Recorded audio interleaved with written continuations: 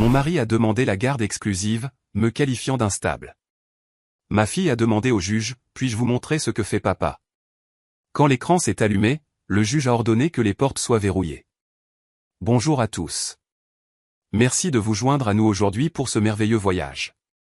Je vous invite à préparer une tasse d'eau chaude, à vous installer dans votre endroit confortable préféré et à laisser les tensions de la journée se dissiper. Maintenant, embarquons ensemble dans notre histoire. Le jour où ma vie était censée s'arrêter, la salle d'audience sentait le vernis au citron et le vieux papier. Cette odeur spécifique me hantera à jamais. Mon mari, Preston, était assis de l'autre côté de l'allée dans son costume italien à 3000 €, regardant sa montre comme s'il attendait la fin d'une réunion ennuyeuse. Il ne me regardait pas. Il ne m'avait pas regardé, vraiment regardé, depuis des années. À côté de lui, son avocat empilait des papiers qui détaillaient exactement pourquoi, moi, Meredith, j'étais inapte, instable et indigne d'élever notre fille de 7 ans, Ruby. Le juge lisait le décret final. Chaque mot était comme une pierre posée sur ma poitrine. J'étais sur le point de perdre ma maison. J'étais sur le point de perdre ma dignité. Mais le pire de tout, j'étais sur le point de perdre la garde exclusive de la seule chose qui comptait pour moi dans ce monde. Je serrais le bord de la table si fort que mes jointures devinrent blanches, essayant de garder ma respiration stable, essayant de ne pas donner à Preston la satisfaction de me voir pleurer. Il avait gagné. Son argent, ses relations et ses mensonges cruels avaient gagné. Mais alors, les lourdes portes en chaîne au fond de la salle grincèrent en s'ouvrant. Un silence tomba sur l'assistance. Nous nous sommes tous retournés. Debout là, semblant plus petite que je ne l'avais jamais vue dans l'immensité de cette chambre juridique, se tenait ma fille Ruby. Elle n'était pas censée être là. Elle serrait son sac à dos contre sa poitrine, ses yeux grands ouverts et terrifiés. Mais elle n'a pas couru vers moi. Elle n'a pas couru vers son père. Elle a marché droit vers le banc du juge, ses petites baskets grinçant sur le sol en marbre, et dans sa main, elle tenait une tablette brisée et scotchée que je pensais cassée depuis des mois. Elle leva les yeux vers l'homme intimidant en robe noire et posa une question qui me glaça le cœur. « Votre honneur, puis-je vous montrer quelque chose ?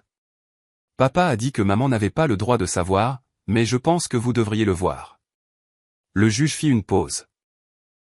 Preston se leva à moitié de son siège, la panique brillant dans ses yeux pour la première fois. Ce qui s'est passé ensuite n'a pas seulement changé le verdict, ça a tout changé. Mais avant de vous dire ce qu'il y avait sur cet écran, ce qui a poussé le juge à ordonner à l'huissier de verrouiller les portes, je dois vous raconter comment nous en sommes arrivés là. Je dois vous dire comment une femme qui pensait avoir le mariage parfait s'est retrouvée assise sur cette chaise, attendant d'être détruite. Avant de commencer ce voyage ensemble, veuillez prendre un moment pour aimer cette vidéo et commenter ci-dessous de quelle ville ou de quel état vous écoutez. Cela m'aide tellement de savoir que je suis connecté avec des amis de tout le pays. Merci pour votre gentillesse. Maintenant, revenons au matin où tout s'est effondré. Première partie. Le mur silencieux et l'épouse oubliée ***. Le matin où mon monde s'est effondré a commencé avec l'odeur du pain grillé brûlé et le silence écrasant qui était devenu la bande-son de ma vie. C'était un mardi de novembre, un de ces matins gris et vifs du Connecticut où le givre s'accroche aux fenêtres comme de la dentelle. J'étais debout depuis 5h30. C'était ma routine. Je me déplaçais dans notre grande et belle cuisine de banlieue comme un fantôme, faisant attention de ne pas faire cliqueter les casseroles ou de ne pas laisser les portes des placards claquer. En 15 ans de mariage, j'avais appris que Preston appréciait la paix par-dessus tout le matin. Il avait besoin que son environnement soit parfait, efficace et silencieux. Je n'étais pas seulement une épouse. J'étais la régisseuse de sa vie réussie. J'ai disposé ses vitamines à côté de son assiette. J'ai vérifié une dernière fois le col de sa chemise blanche pour m'assurer que l'amidon était impeccable, exactement comme il l'aimait. J'ai placé les pancakes à la farine d'amande, compatible avec le régime céto, sur la grille chauffante. Tout devait être parfait. C'était une habitude née de l'amour, me disais-je. Mais au fond de moi, je savais que c'était une habitude née de la peur. Pas la peur de la violence physique, mais la peur de sa désapprobation, la peur de ce regard méprisant qu'il me lancerait si le café était tiède ou si je lui posais une question pendant qu'il lisait les nouvelles sur son téléphone. À 6 heures précises, j'ai entendu ses pas dans l'escalier, lourds, rythmés, confiants. Preston marchait comme un homme qui possédait le sol sous ses pieds. Il est entré dans la cuisine, sentant l'après-rasage cher et le succès. Il n'a pas dit bonjour. Il est passé devant moi comme si je faisais partie des appareils électroménagers, a tiré sa chaise et s'est assis. Café, a-t-il dit sans lever les yeux de son téléphone. J'ai versé le café torréfié foncé et fumant dans sa tasse préférée et l'ai placé silencieusement à sa droite. Voilà, chérie, ai-je dit, ma voix semblant trop empressée, trop désespérée pour un semblant de connexion. Je me suis assuré d'utiliser les grains que tu as rapportés de la ville. Il a pris une gorgée, a légèrement grimacé et a reposé la tasse avec un peu trop de force. Il est amer, Meredith. Tu as encore moulu les grains trop finement. Ma poitrine s'est serrée. Je suis désolé. J'ai utilisé le réglage que tu m'as montré la semaine dernière. Eh bien, arrange ça pour demain, a-t-il marmonné, parcourant un email. J'ai une réunion du conseil d'administration à 10 heures. J'ai besoin d'être vif, pas distrait par un mauvais café. Je suis resté près du comptoir, tordant mes mains dans mon tablier. Je voulais lui dire que le moulin était cassé. Je voulais lui dire que j'avais un mal de tête qui durait depuis 3 jours. Je voulais lui demander pourquoi il ne m'avait pas touché depuis 6 mois. Mais j'ai tout ravalé. Le silence était plus sûr. Je l'ai regardé, les tempes grisonnantes qui lui donnaient un air distingué, la mâchoire nette. C'était un bel homme. C'était l'homme pour qui j'avais tout abandonné. J'étais décoratrice d'intérieur. J'avais du talent. J'avais des clients. Mais quand nous nous sommes mariés, Preston m'a dit que sa femme n'avait pas besoin de travailler. Il voulait une partenaire qui pourrait gérer sa maison, élever ses enfants et organiser ses dîners. Il voulait un héritage, disait-il. Et moi, jeune et follement amoureuse, j'avais accepté. Je pensais que je construisais une vie. Je ne réalisais pas que je m'effaçais lentement. L'atmosphère lourde n'a changé que lorsque nous avons entendu le bruit de petits pieds courant dans le couloir. Papa. Maman. Ruby a fait irruption dans la cuisine, ses cheveux un désordre emmêlé de boucles matinales, son haut de pyjama mal boutonné. Elle était le soleil dans notre ciel gris. 7 ans, avec des yeux qui en voyaient trop et un cœur qui ressentait trop profondément. Le visage de Preston s'est transformé instantanément. Le masque froid et indifférent est tombé, remplacé par un sourire paternel radieux. Il a posé son téléphone. La voilà, a-t-il lancé, tendant les bras. Voilà ma petite Jenny. Viens ici, Rubidou. Ruby a gloussé et a grimpé sur ses genoux. Papa, tu vas encore au travail?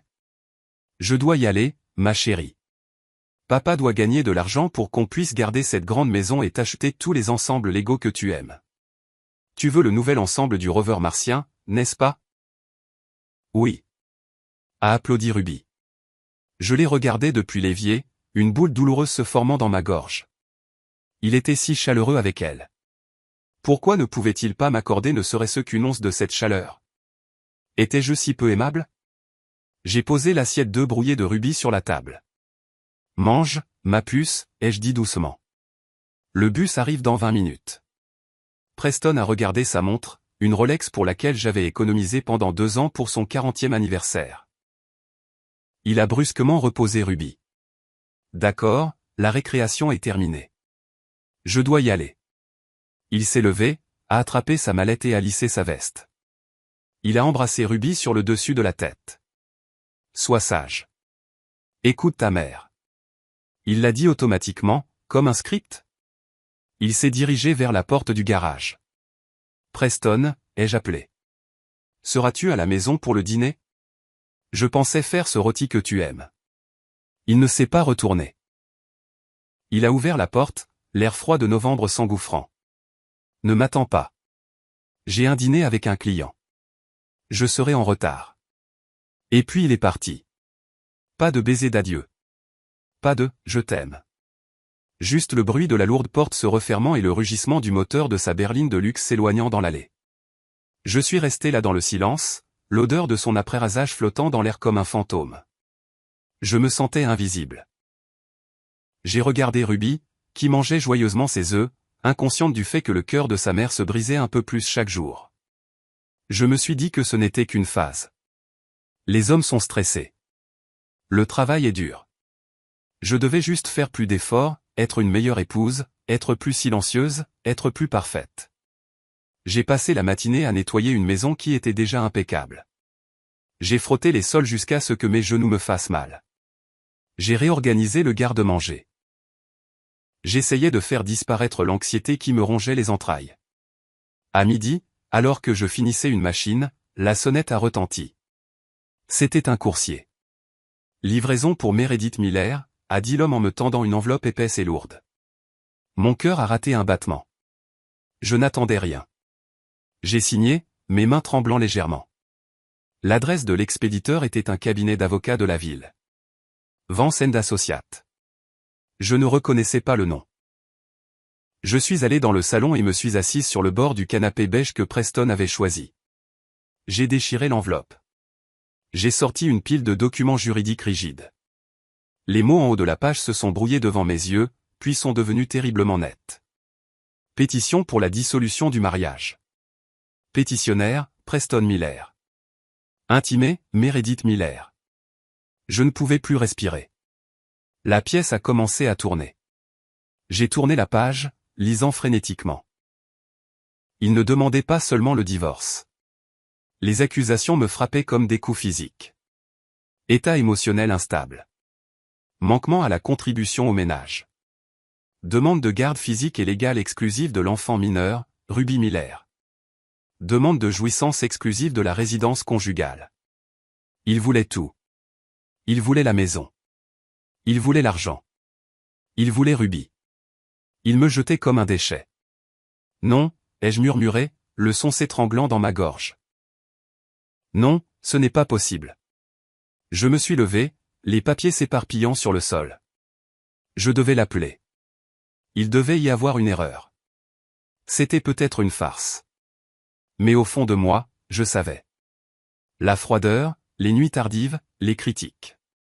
Tout cela menait à ça. Soudain, j'ai entendu un son qui m'a glacé le sang. Le bruit de pneus crissant sur l'allée de gravier. Le moteur s'est arrêté. Une portière de voiture a claqué. Preston était de retour. La porte d'entrée s'est ouverte avec un calme terrifiant. Preston est entré, non pas avec l'énergie pressée d'un homme qui a oublié un dossier, mais avec la démarche lente et délibérée d'un bourreau. Il n'a pas semblé surpris de me voir debout là, pâle et tremblante, entouré par les papiers juridiques éparpillés. En fait, il avait l'air soulagé. Il a fermé la porte derrière lui et l'a verrouillée. Le clic du pen dormant a résonné dans le grand hall comme un coup de feu. « Je vois que tu as reçu le courrier », a-t-il dit. Sa voix était dénuée de toute émotion. C'était désinvolte, comme s'il commentait la météo. Je l'ai regardé, mes mains tremblant le long de mon corps. Je ne trouvais pas ma voix. L'homme qui se tenait devant moi ressemblait à mon mari, portait les vêtements de mon mari, mais ses yeux étaient ceux d'un étranger, froid, plat et cruel. Preston, ai-je finalement réussi à dire, les larmes montant à mes yeux. Qu'est-ce que c'est? C'est une blague? Tu veux divorcer? Il est passé devant moi dans le salon, marchant sur les pages de la pétition comme si c'était des ordures. Il est allé au bar et s'est versé un verre de whisky, même s'il était à peine midi. Ce n'est pas une blague, Meredith. C'est une mission de sauvetage. Pour moi et pour Ruby. Sauvetage? Ai-je haleté, l'absurdité du mot me frappant. De quoi? J'ai consacré toute ma vie à toi.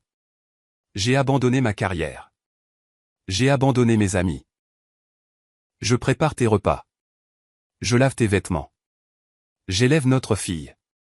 Il s'est retourné, le verre cliquetant brusquement contre son alliance.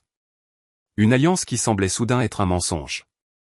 Et regarde-toi, a-t-il ricané, sa lèvre se retroussant de dégoût. Regarde-toi, Meredith. Tu es pathétique. Tu es une femme de ménage glorifiée. Penses-tu vraiment qu'un homme comme moi, un homme qui conclut des contrats de plusieurs millions d'euros avant le déjeuner, veut rentrer à la maison pour ça? Il a fait un vague geste vers mon pull et mes leggings confortables, vers mon chignon désordonné, vers mon visage strié de larmes. Tu es dépassée. Tu es ennuyeuse. Tu n'as aucune ambition. Je n'ai aucune ambition parce que tu m'as demandé de rester à la maison. Ai-je crié, l'injustice me brûlant la poitrine. Tu m'as dit que tu voulais une femme traditionnelle. J'ai changé d'avis, a-t-il dit froidement, en prenant une gorgée de sa boisson. Les gens évoluent. J'ai évolué. Toi non. Tu as stagné. Et franchement, j'en ai marre de te traîner. Mais la garde exclusive. J'ai pointé un doigt tremblant vers les papiers sur le sol. Tu essaies de prendre Ruby. Tu ne peux pas faire ça. Je suis sa mère. C'est moi qui l'emmène à l'école, qui l'aide avec ses devoirs, qui la serre dans mes bras quand elle fait un cauchemar. Tu la vois à peine. Preston a ri. C'était un son sec et sans humour. C'est exactement pour ça que je dois la prendre. Tu la rends molle. Tu la rends faible, tout comme toi. Ruby a besoin d'un modèle qui comprend le succès. Elle a besoin d'une figure maternelle intelligente, sophistiquée et capable, pas d'une gouvernante. Qui ? Ai-je murmuré, un frisson me parcourant l'échine. Y a-t-il ? Y a-t-il quelqu'un d'autre ? Il n'a pas répondu immédiatement. Il a juste souri, un petit sourire cruel qui m'a dit tout ce que j'avais besoin de savoir. Ça ne te regarde pas, a-t-il dit. Mais disons simplement que Ruby mérite mieux. Et mon avocat, c'est le meilleur de l'État. Nous avons des preuves, Meredith. Nous avons des documents sur ton instabilité. Instabilité ? J'ai reculé, confuse. Je ne suis pas instable. Je suis parfaitement saine d'esprit. Vraiment ? Il a fait un pas vers moi, envahissant mon espace personnel, utilisant sa taille pour m'intimider. Tu pleures pour un rien. Tu oublies des choses. Tu deviens hystérique quand les choses ne vont pas comme tu veux. Tu te souviens la semaine dernière quand tu as crié sur Ruby dans le centre commercial ? Je n'ai pas crié sur elle, ai-je protesté, reculant jusqu'à heurter le mur. Elle courait vers l'escalator et son lacet était défait. J'avais peur qu'elle tombe. Je la protégeais. Tu vois, a dit Preston doucement, sa voix baissant à un murmure sinistre. Tu deviens hystérique en ce moment même. Exactement comme le dit le rapport. Quel rapport ? Tu verras au tribunal, a-t-il dit. Il a fini sa boisson et a posé le verre sur la cheminée. Voici comment ça va se passer. Tu vas signer ces papiers. Tu vas accepter les conditions. Tu auras une petite pension, assez pour louer un studio quelque part loin d'ici. Et tu me donneras Ruby.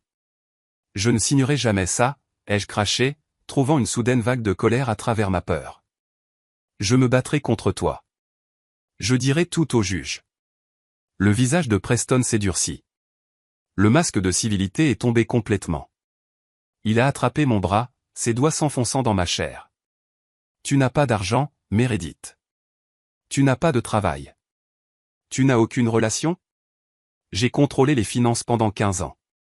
Qui penses-tu que le juge va croire ? Le directeur financier à succès avec un casier judiciaire vierge ou la femme au foyer émotive et sans emploi avec 0 actif ? Il s'est penché, son haleine sentant le whisky et la menthe. Si tu te bats contre moi, je te détruirai. Je m'assurerai que tu finisses à la rue. Je te dépeindrai comme si folle que tu auras de la chance si tu obtiens des visites supervisées 1 fois par an. Ne me teste pas. Il m'a repoussé. J'ai trébuché et suis tombé sur le tapis, atterrissant au milieu des documents juridiques. Je vais faire une valise, a-t-il dit en redressant sa cravate. Je resterai à l'hôtel quelques jours jusqu'à ce que mon avocat obtienne l'ordre d'expulsion pour toi. Prépare tes affaires pour la fin de la semaine. Il s'est dirigé vers les escaliers, me laissant sangloter sur le sol de la belle maison qui n'était plus la mienne. Je me sentais petite. Je me sentais brisée. Je me sentais complètement vaincu. Mais alors que je le regardais monter les escaliers, me traitant comme un insecte qu'il venait d'écraser, une minuscule étincelle s'est allumée au plus profond de mes entrailles. Ce n'était pas de l'espoir. Pas encore. C'était l'instinct primaire d'une mère qui venait d'être menacée. Il voulait une guerre. Il n'avait aucune idée de ce qu'une mère ferait pour garder son enfant. Après le départ de Preston, la maison est tombée dans un silence terrifiant. Je suis resté assise sur le sol pendant ce qui m'a semblé des heures, fixant les grains de poussière dansant dans la lumière de l'après-midi. Mon esprit, habituellement si organisé, était une tempête chaotique. Comment ai-je pu manquer ça ? Comment ai-je pu laisser les choses empirer à ce point ? Mais alors que le choc initial commençait à s'estomper, remplacé par une clarté froide et douloureuse, j'ai réalisé que je n'avais pas manqué les signes. Je les avais ignorés. Je les avais enterrés sous des couches d'excuses parce que la vérité était trop douloureuse à affronter. Je repense à il y a 6 mois. C'est à ce moment-là que les voyages d'affaires ont commencé à augmenter. Preston avait toujours voyagé pour le travail, peut-être une fois par mois, à Chicago ou à New York. Mais soudain, il était parti tous les week-ends. Réunion d'urgence avec des clients, disait-il. Négociation de fusion. Il rentrait à la maison sentant le savon d'hôtel cher et un parfum boisé distinct qui n'était certainement pas le mien. Quand je lui posais la question, il levait les yeux au ciel. Ce sont les diffuseurs de parfums au Ritz, Meredith. Ne sois pas paranoïaque. Ce n'est pas convenable. Alors, j'ai arrêté de demander. Je me suis dit que j'étais folle. Puis il y a eu les sautes d'humeur. Il est devenu critique de tout. La façon dont je m'habillais, ringarde, la façon dont je riais, trop fort. Il a cessé de porter son alliance à la maison, prétendant qu'elle irritait sa peau après avoir joué au golf. J'ai avalé ce mensonge aussi. Mais le plus grand signal d'alarme, celui qui aurait dû me faire fuir, c'était l'argent. Il y a environ 3 mois, j'ai essayé d'acheter un nouveau manteau d'hiver à Ruby en ligne. La carte a été refusée. Quand j'ai appelé Preston, il a explosé. Il m'a dit que je dépensais trop en courses, que le marché était en baisse, que nous devions nous serrer la ceinture. Il m'a mis sous une allocation en espèces strictes. Il m'a retiré l'accès aux principales cartes de crédit, disant qu'il devait consolider les dettes. Comme une imbécile, je les lui ai remises. Je lui faisais confiance. Il était l'expert financier, après tout. Je dois savoir, ai-je murmuré à la pièce vide. Je dois savoir à quel point c'est grave. Je me suis relevé du sol et j'ai couru au bureau de Preston. Il le gardait généralement fermé à clé, mais dans son arrogance aujourd'hui, il avait laissé la porte légèrement entr'ouverte.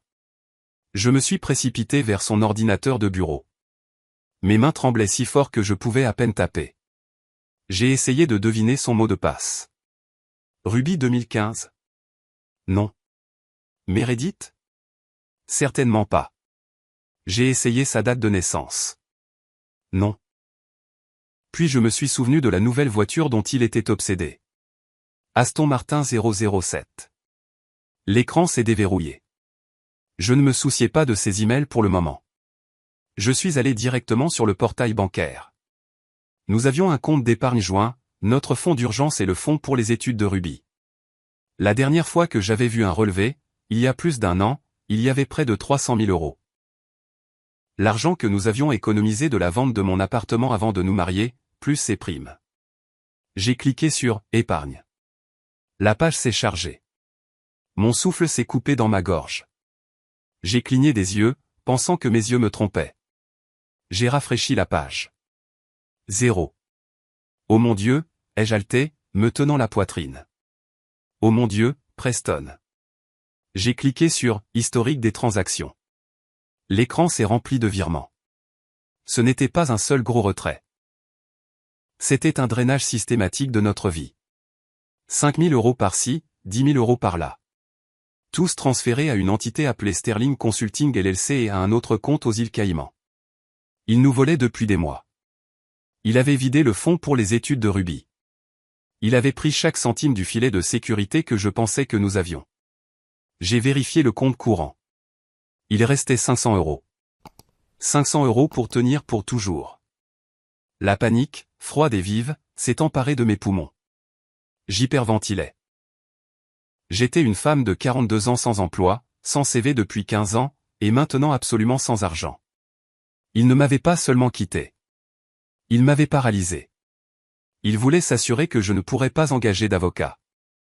Il voulait s'assurer que je ne pourrais pas me défendre. J'ai cliqué sur les relevés de carte de crédit. Mon estomac s'est retourné en faisant défiler. Pendant qu'il me disait de me serrer la ceinture pour les courses, il dépensait des milliers. Tiffany & Company, 4 500 €. L'hôtel Four Seasons, 2 800 €. Saks Fifth Avenue, 1 200 €, sac à main pour femme. Je n'avais reçu aucun bijou.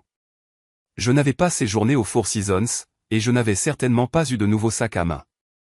Il construisait une nouvelle vie avec quelqu'un d'autre, utilisant l'avenir de ma fille pour la payer. La rage qui m'a frappé alors était différente de la tristesse. Elle était chaude. Elle était aveuglante. J'ai tout imprimé. J'ai imprimé le sol nul. J'ai imprimé les virements. J'ai imprimé les reçus de bijoux. J'ai utilisé tout le papier de l'imprimante et je suis allé au placard pour en chercher plus.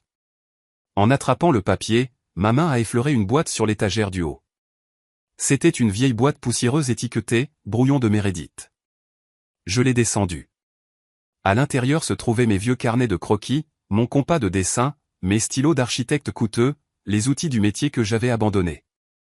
J'ai touché le métal froid du compas. Je me suis souvenu de qui j'étais. Je dirigeais des chantiers de construction. Je négociais avec des entrepreneurs. J'étais coriace. Preston m'avait convaincu que Meredith, l'architecte, était trop dure, trop masculine. Il m'avait modelé en Meredith la femme au foyer. Mais Meredith la femme au foyer ne pouvait pas survivre à ça. Meredith la femme au foyer était fauchée et brisée. Si je voulais sauver Ruby, je devais retrouver cette ancienne version de moi-même. Je devais arrêter de pleurer et commencer à calculer. Mon téléphone a vibré dans ma poche. C'était une notification de l'application de l'école. Bus arrivant dans 10 minutes. Ruby. Je me suis essuyé le visage agressivement avec ma manche. Je ne pouvais pas la laisser me voir comme ça. J'ai attrapé la pile de preuves imprimées et les caché sous mon matelas. Je me suis lavé le visage à l'eau froide. Je ne me battais pas seulement pour de l'argent. Je me battais pour ma fille. Et Preston Miller avait commis une erreur fatale. Il pensait que prendre mon argent me rendait faible. Il avait oublié qu'une mère dos au mur est la créature la plus dangereuse sur Terre. Le lendemain matin, après avoir mis Ruby dans le bus scolaire, forçant un sourire si éclatant qu'il me faisait mal au visage, je savais que j'avais besoin d'aide. Mais qui ? Preston m'avait lentement isolé de mes amis au fil des ans. Ils sont jaloux de notre style de vie, disait-il. Ou, ce sont de mauvaises influences. Maintenant, je réalisais que c'était une manœuvre stratégique pour me laisser seul quand la fin viendrait. Je me suis assise dans ma voiture, fixant le volant, mon esprit s'emballant. J'avais besoin de quelqu'un qui connaissait Preston. Quelqu'un qui connaissait ses secrets mais qui n'était pas sous son charme. Puis un nom m'est venu à l'esprit. Sarah. Sarah avait été l'assistante de direction de Preston pendant 5 ans. Elle était efficace, gentille, et elle m'envoyait toujours des rappels par SMS pour les anniversaires de Ruby. Mais il y a 6 mois, elle a été brusquement licenciée. Preston m'a dit qu'elle volait des fournitures de bureau, mais ça n'a jamais semblé juste. Sarah était le genre de femme qui rapportait un stylo si elle l'emportait accidentellement chez elle. J'ai trouvé son numéro dans mes anciens contacts. Mon pouce a survolé le bouton d'appel. Me parlerait-elle seulement ? J'étais la femme de l'homme qui l'avait licenciée. J'ai composé le numéro. Ça a sonné 4 fois. Allô ? Sa voix était méfiante. Sarah, c'est Meredith Miller. Silence. Puis un lourd soupir. Madame Miller. Je me demandais quand vous appelleriez. Mon cœur a bondi. Vous le saviez ? J'ai entendu parler de la requête. Les nouvelles vont vite dans le cabinet, même pour nous, les anciens employés.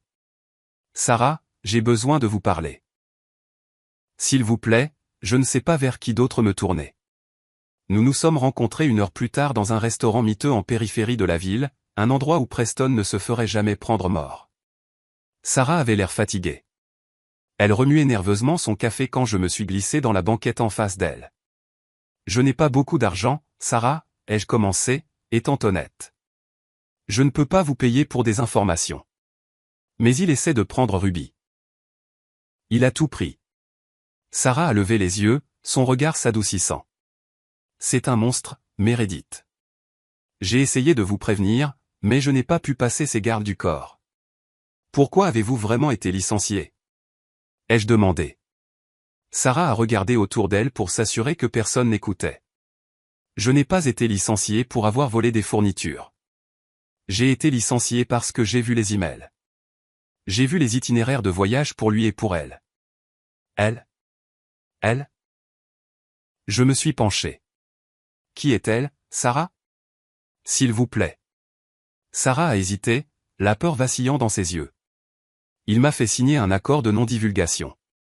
Si je parle, Il pourrait me poursuivre pour tout ce que j'ai.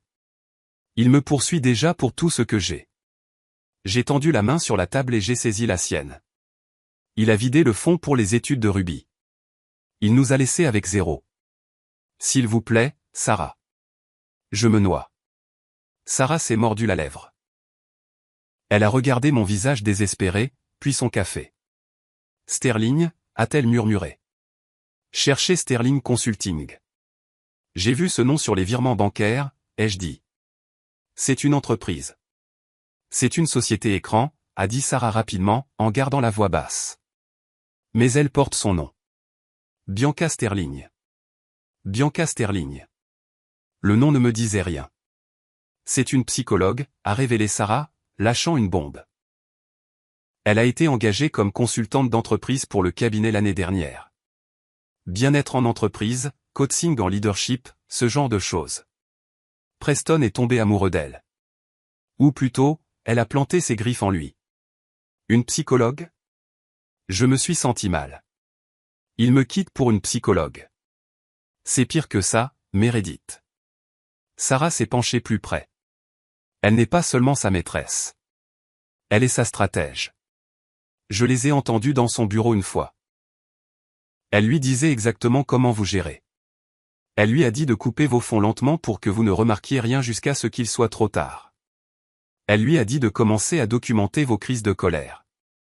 C'est elle qui a orchestré tout ce plan de divorce. Je me suis rassise, le souffle coupé. Ce n'était pas juste une liaison de crise de la quarantaine. C'était un démantèlement psychologique calculé de ma vie, conçu par une professionnelle. Pourquoi? Ai-je murmuré. Pourquoi aller si loin? Pourquoi ne pas simplement partir? À cause du contrat de mariage, a dit Sarah. Ou plutôt, de l'absence de contrat. Vous êtes mariés depuis 15 ans. Dans cet état, vous avez droit à la moitié de tout. Le patrimoine de Preston vaut des millions. Il est trop avare pour vous donner la moitié. Alors, ils ont élaboré un plan pour vous faire passer pour inapte, pour faire de vous la méchante, afin que le juge lui accorde tout. Les larmes me sont montées aux yeux. C'était si diabolique. C'était si minutieux. Sait-il que vous savez ça, ai-je demandé. Il le soupçonne. C'est pour ça qu'il m'a licencié. Il a menacé de me mettre sur liste noire de tous les cabinets de la ville si j'ouvrais la bouche. Sarah m'a serré la main en retour. Je ne peux pas témoigner, Meredith. Je ne peux pas affronter ces avocats. Ils me briseront, mais je peux vous mettre sur la bonne voie. Vérifiez les dates des virements. Croisez-les avec ses voyages d'affaires en Suisse. Il cache des actifs à l'étranger. Et soyez prudente. Bianca est intelligente. Elle sait comment manipuler les gens. Elle le manipule et il vous manipule. J'ai quitté le restaurant en tremblant, mais cette fois, ce n'était pas de peur. C'était d'adrénaline. J'avais un nom, Bianca Sterling. Et je connaissais leur jeu. Ils me manipulaient à une échelle industrielle, mais la connaissance ne suffisait pas. J'avais besoin d'un avocat, un requin. Mais les requins coûtent de l'argent et j'avais 0. Je suis rentré chez moi, mon esprit s'emballant. Je devais liquider les seules choses que Preston n'avait pas touchées. Je suis allé directement à mon placard et j'ai descendu la boîte cachée de l'étagère du haut. Pas les brouillons cette fois, mais la pochette en velours à l'intérieur, le collier d'émeraude vintage de ma grand-mère et mon ensemble de dessins professionnels. Des compas en argent massif, des stylos d'ingénierie allemands. C'était ma fierté et ma joie, les symboles de la carrière que j'espérais un jour reprendre. Je les ai regardés, puis j'ai regardé une photo de Ruby sur ma table de chevet. Pour toi, ai-je murmuré. Je les ai fourrés dans mon sac à main et j'ai conduit jusqu'au prêteur sur gage du mauvais côté de la ville. Le prêteur sur gage sentait les cigarettes froides et le désespoir. C'était un monde à part des country clubs que Preston fréquentait. Je me tenais au comptoir, me sentant exposé, serrant le collier d'émeraude de ma grand-mère et mon ensemble de dessins professionnels. Le prêteur, un homme avec des lunettes épaisses et des doigts encore plus épais, a examiné le collier avec une loupe. Il est vintage, ai-je dit, ma voix vacillant. Art déco. Ma grand-mère me l'a laissé. Il était assuré pour 10 000 €. La valeur d'assurance n'est pas la valeur marchande, madame, a-t-il grogné. Il a laissé tomber le collier sur la balance. Et les outils de dessin? Qui utilise ça de nos jours? Tout le monde utilise des ordinateurs. Ce sont des stylos à encre de Chine allemands anciens en argent massif. S'il vous plaît. Il m'a regardé, remarquant mon manteau de marque un peu démodé, mes yeux affolés. Il savait que je n'avais pas d'autres options. 3000 pour le tout, a-t-il dit. 3000. Ce collier seul vaut. À prendre ou à laisser. J'ai ravalé ma fierté. 3000 €. C'était à peine assez pour une avance, encore moins pour une bataille juridique, mais c'était 3000 € de plus que ce que j'avais ce matin. Je le prends, ai-je murmuré. Je suis sorti avec une liasse de billets dans mon sac, me sentant à la fois plus légère et plus lourde. Je venais de vendre mon passé pour sauver mon avenir. Je ne suis pas allé au gratte-ciel de verre et d'acier du centre-ville. Je connaissais ces cabinets. Ils facturaient 500 € de leur juste pour répondre au téléphone. Au lieu de cela, j'ai conduit vers un quartier de la ville où les bâtiments étaient en briques et les enseignes peintes à la main. Sarah m'avait donné un nom avant de quitter le restaurant. Elias Henderson. Il est de la vieille école, avait-elle dit. Il déteste les tyrans. Le bureau de Monsieur Henderson était au-dessus d'un pressing. Les escaliers grinçaient. La salle d'attente avait des magazines de 2018. Mais quand je suis entré dans son bureau, j'ai vu des piles de dossiers partout, non pas en désordre, mais habités. Monsieur Henderson était un homme de 70 ans, portant un cardigan qui avait connu des jours meilleurs. Il avait des cheveux blancs en bataille et des yeux qui semblaient pouvoir couper du verre. Madame Miller, a-t-il dit d'une voix rauque, en me montrant une chaise dont la coudoir était réparée avec du ruban adhésif. Votre mari est Preston Miller, le type des fonds spéculatifs. Oui, ai-je dit en m'asseyant. Comment le saviez-vous? Je lis les journaux. Je connais les requins de cette ville. Vance le représente, n'est-ce pas? Oui. Henderson a laissé échapper un petit rire sec. Vance. Cet homme poursuivrait sa propre mère pour une contravention de stationnement s'il y avait un profit à en tirer. Il m'a regardé par-dessus ses lunettes. Vous n'avez pas l'argent pour une bataille contre Vance, Madame Miller. Pourquoi êtes-vous venu me voir? J'ai fouillé dans mon sac et j'ai sorti la liasse de billets. Je l'ai posée sur son bureau. Puis j'ai sorti les relevés bancaires imprimés montrant le solde nul. C'est tout ce que j'ai, ai-je dit, ma voix ferme. Il a tout volé. Il a volé le fonds pour les études de ma fille. Il essaie de prendre mon enfant et de dire au monde que je suis folle. Je n'ai pas besoin d'un avocat qui fait ça pour l'argent, Monsieur Henderson. J'ai besoin d'un avocat qui fait ça parce qu'il déteste les hommes comme Preston. Henderson a pris les relevés bancaires. Il les a parcourus en silence. Ses sourcils se sont froncés. Il a pris l'argent, le feuilletant. Il ne vous a rien laissé. 0. Et il prétend que vous êtes instable. Il a un rapport de psychologue de sa maîtresse. La tête de Henderson s'est redressée d'un coup. Un lent sourire s'est étendu sur son visage buriné. Ce n'était pas un joli sourire. C'était le sourire d'un vieux loup qui vient de sentir une piste. Conflit d'intérêts, a-t-il marmonné. Fraude, abus financier. Il m'a rendu l'argent. Gardez votre argent, Madame Miller. Vous en aurez besoin pour les courses. Mais votre avance. Nous ferons ça au résultat, a-t-il dit, en ouvrant un tiroir et en sortant un bloc-notes jaune. Je prends un pourcentage de ce que nous récupérons. Et en regardant ces virements, nous allons récupérer beaucoup. Il s'est penché en avant, sa voix baissant à un grognement. Écoutez-moi attentivement, Meredith. Ce n'est plus un divorce. C'est une guerre. Il veut jouer salement. Très bien. J'ai inventé le jeu sale. Mais vous devez être forte. Vous devez retourner dans cette maison. Vous devez vivre avec lui. Vous devez le laisser penser qu'il gagne. Pouvez-vous faire ça? Je dois vivre avec lui, ai-je frissonné. Si vous quittez le domicile conjugal, il peut invoquer l'abandon. Vous restez sur place. Vous le laissez vous insulter. Vous le laissez parader avec son ego. Et pendant qu'il est occupé à se vanter, nous allons creuser. Il m'a tendu un stylo. Maintenant, dites-moi tout sur cette Bianca Sterling. J'ai pris le stylo. Pour la première fois depuis des semaines, je ne me sentais pas comme une victime. Je me sentais comme une cliente. Je me sentais comme un soldat se présentant au rapport.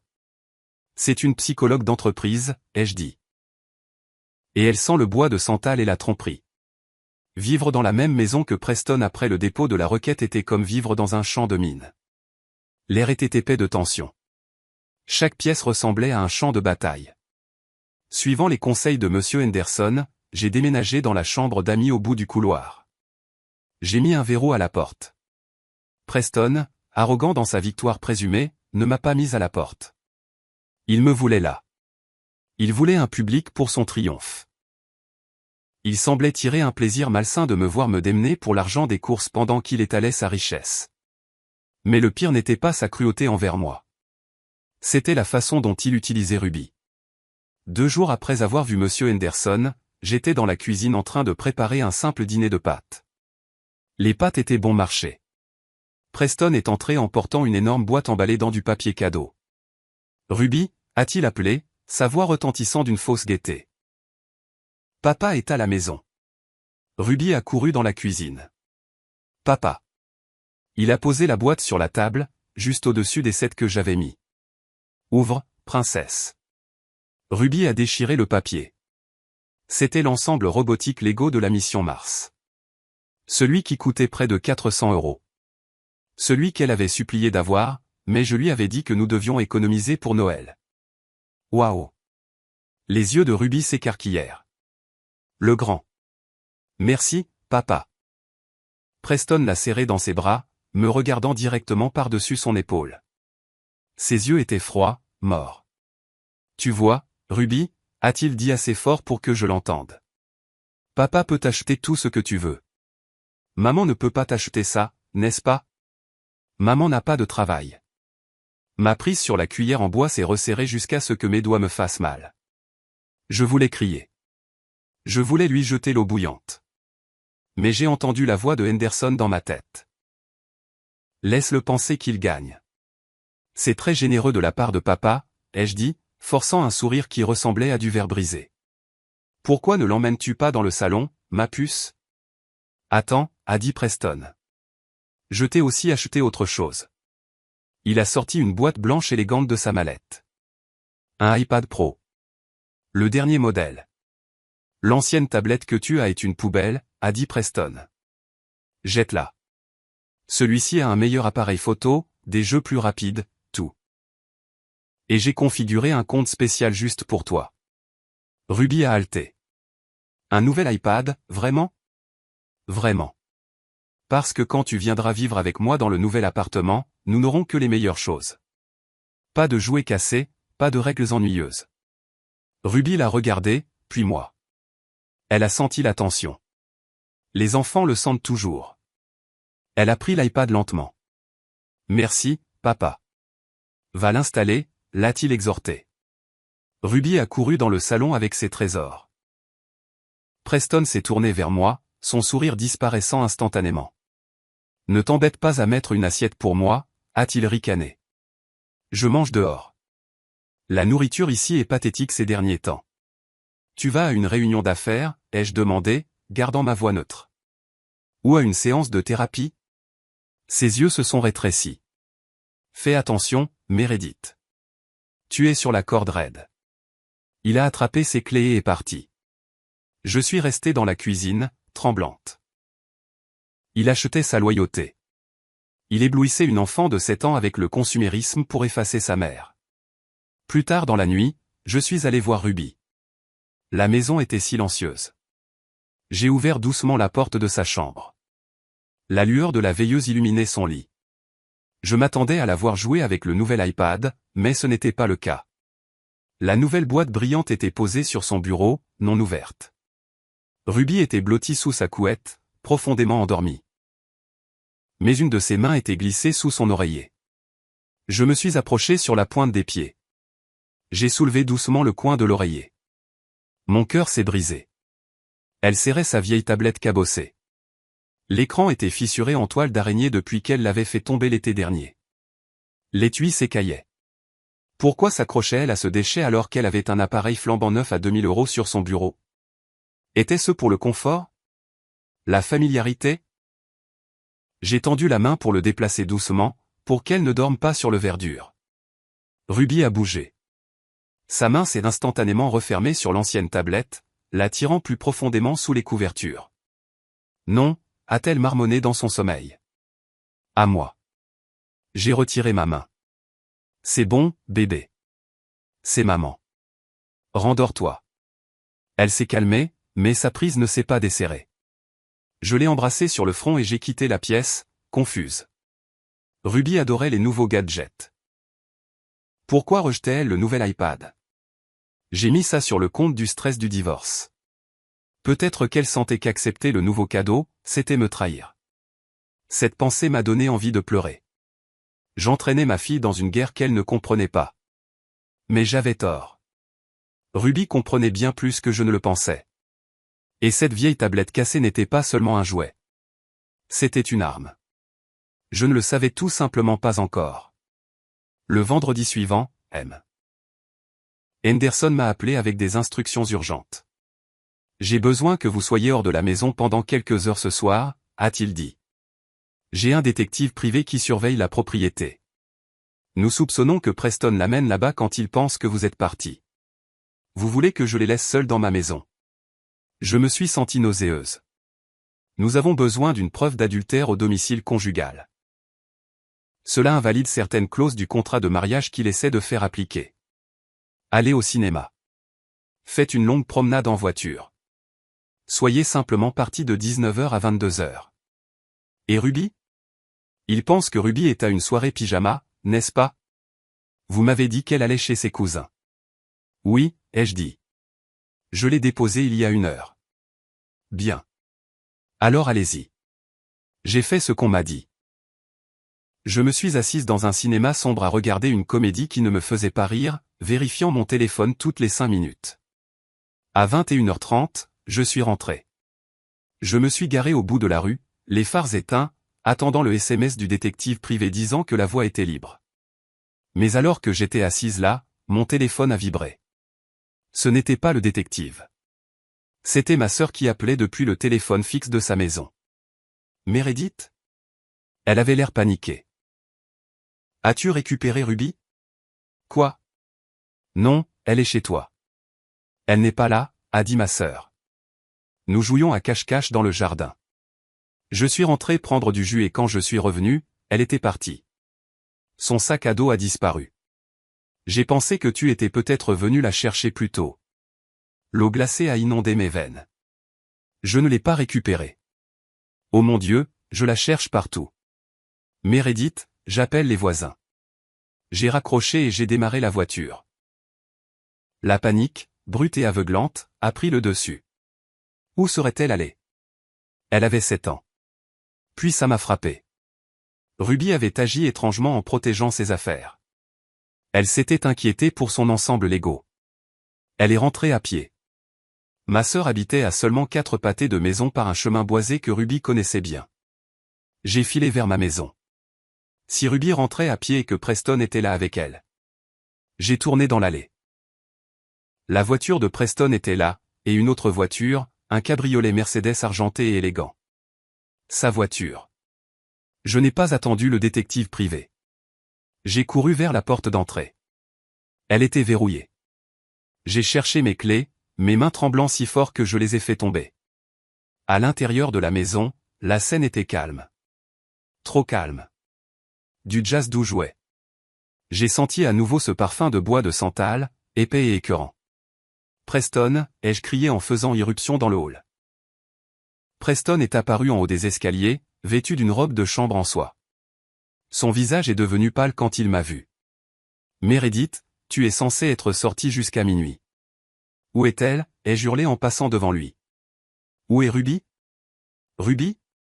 Elle est chez ta sœur. Elle s'est enfuie. Elle n'est pas là.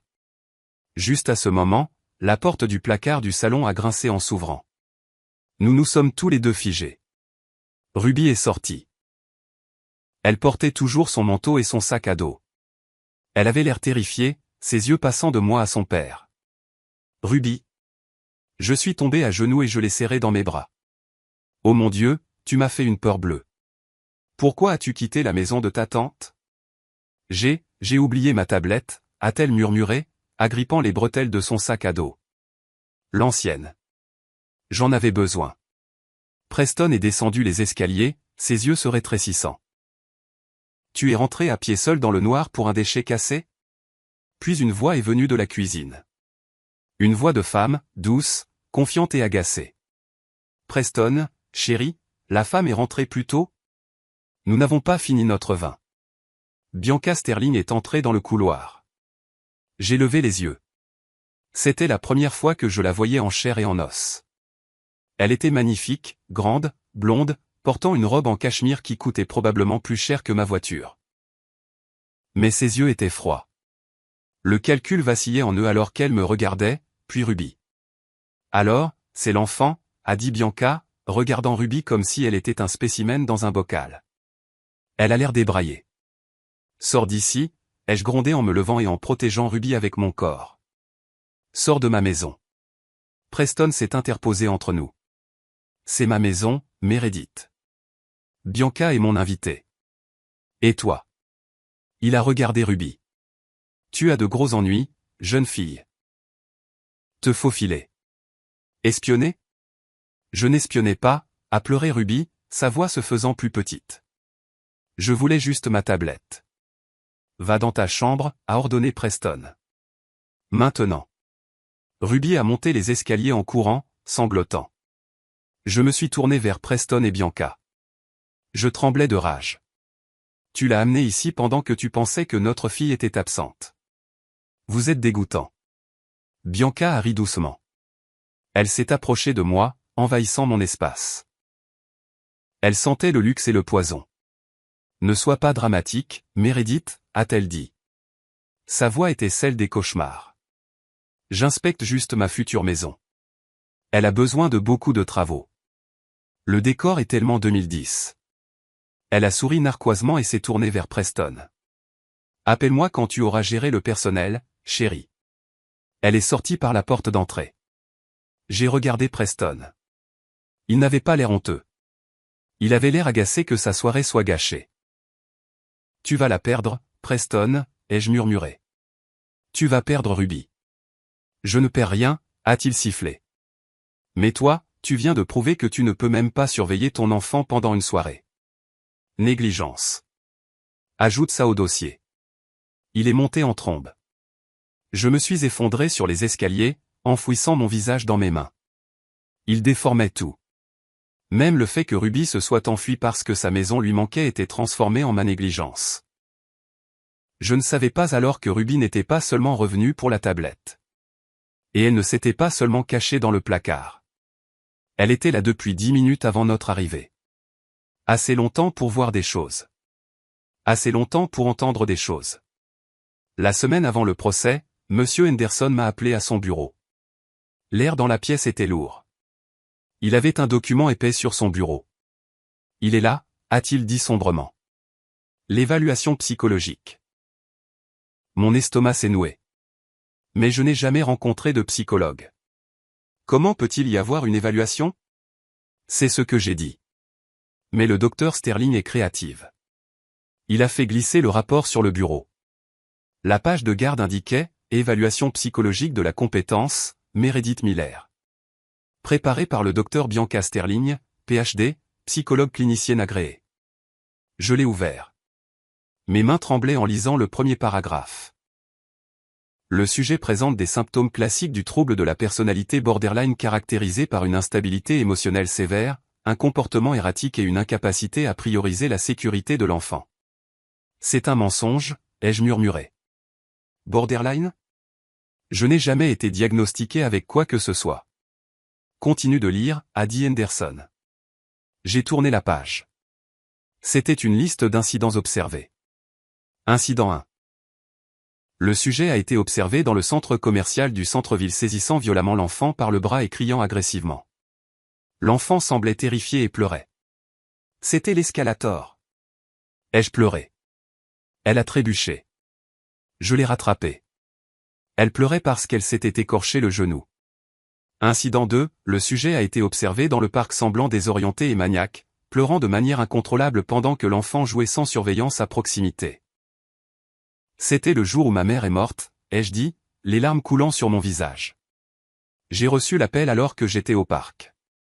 Je me suis assise sur le banc et j'ai pleuré pendant 10 minutes. Ruby jouait dans le bac à sable à 1,5 mètre de là. Je n'étais pas maniaque. J'étais en deuil. Elle déforme tout, a dit Henderson en frappant du poing sur le bureau. Elle prend des moments réels de votre vie et réécrit le contexte pour vous faire passer pour folle. C'est ce qu'on appelle la manipulation par procuration. Mais comment sait-elle ces choses? Ai-je demandé. Elle n'était pas là. Preston, a dit Henderson. Preston lui a dit. Où? Il a fait une pause, où elle vous harcelait. Un frisson m'a parcouru. La femme que j'avais vue dans mon couloir, la femme qui avait regardé ma fille comme un insecte, nous avait observé. Il y a plus, a dit Henderson. Regardez la recommandation. J'ai tourné à la dernière page. Conclusion, il est de mon avis professionnel que Meredith Miller représente un risque psychologique important pour le développement de Ruby Miller. Je recommande fortement que la garde légale et physique exclusive soit accordée au père, Preston Miller, avec des visites supervisées uniquement pour la mère en attendant une intervention psychiatrique. Visite supervisée? J'ai suffoqué. Comme une criminelle. Je ne peux pas être seul avec ma propre fille. C'est ce qu'ils veulent. A dit Henderson. Ils veulent vous effacer, Meredith. Si le juge croit ce rapport et le docteur Sterling a beaucoup de diplômes, vous perdez. Ne pouvons-nous pas prouver qu'elle est partiale, ai-je demandé, désespéré. Elle couche avec lui. C'est sa maîtresse. Nous le savons. Henderson a soupiré en se frottant les tempes. Mais le prouver au tribunal de la famille est plus difficile que vous ne le pensez. À moins d'avoir des photos d'eux au lit ensemble ou une preuve financière qu'il l'a payé pour ce rapport, ce n'est que votre parole contre celle d'un médecin respecté. Et en ce moment, votre parole est instable. J'ai regardé la signature au bas de la page. Bianca Sterling. Les boucles de son écriture ressemblaient à du fil de fer barbelé. Ce n'est pas un médecin, ai-je dit, ma voix se durcissant. C'est une tueuse à gages. Nous avons une chance, a dit Henderson. Le contre-interrogatoire. Je dois la démolir à la barre. Je dois la faire craquer. Mais vous devez être de marbre, Meredith. L'avocat de Preston, Vance, va utiliser ce rapport pour vous provoquer. Il vous dira des choses horribles au tribunal pour vous faire crier, pour vous faire pleurer. Si vous versez une seule larme, vous donnez raison au docteur Sterling. Je ne pleurais pas, ai-je dit, bien que je pleurais en ce moment même. Vous devez être parfaite, a prévenu Henderson. Parce que si vous craquez, même pour une seconde, Ruby part en Suisse. Je suis rentré chez moi abasourdi. Le monde semblait se refermer sur moi. J'ai regardé le siège passager où Ruby s'asseyait habituellement. Son rehausseur semblait si vide. La Suisse. Ils allaient emmener mon bébé sur un autre continent. Je suis rentré et je suis allé dans la cuisine. Preston était là, buvant du vin. Il a regardé mon visage taché de larmes et a souri narquoisement. « Tu as lu le rapport » a-t-il demandé. Je n'ai pas répondu. Je suis passé devant lui. Elle est très minutieuse, n'est-ce pas, a-t-il appelé derrière moi. Bianca a vraiment capturé la vraie toi. Je me suis arrêté. Je me suis retourné lentement. Tu iras en enfer, Preston, ai-je dit doucement. Peut-être, a-t-il ri. Mais je serai en enfer avec la maison, l'argent et l'enfant. Et toi? Tu seras juste une vieille folle à chat solitaire. Je suis allé dans ma chambre et j'ai verrouillé la porte. J'ai sorti mon vieux compas de dessin. J'ai tenu la pointe acérée dans ma main, pour me recentrer. Je ne craquerai pas, me suis-je dit. Je ne craquerai pas. Mais je ne savais pas que le lendemain, dans cette salle d'audience, ils avaient une arme à laquelle je n'étais pas préparé. Et j'allais tomber droit dans le piège.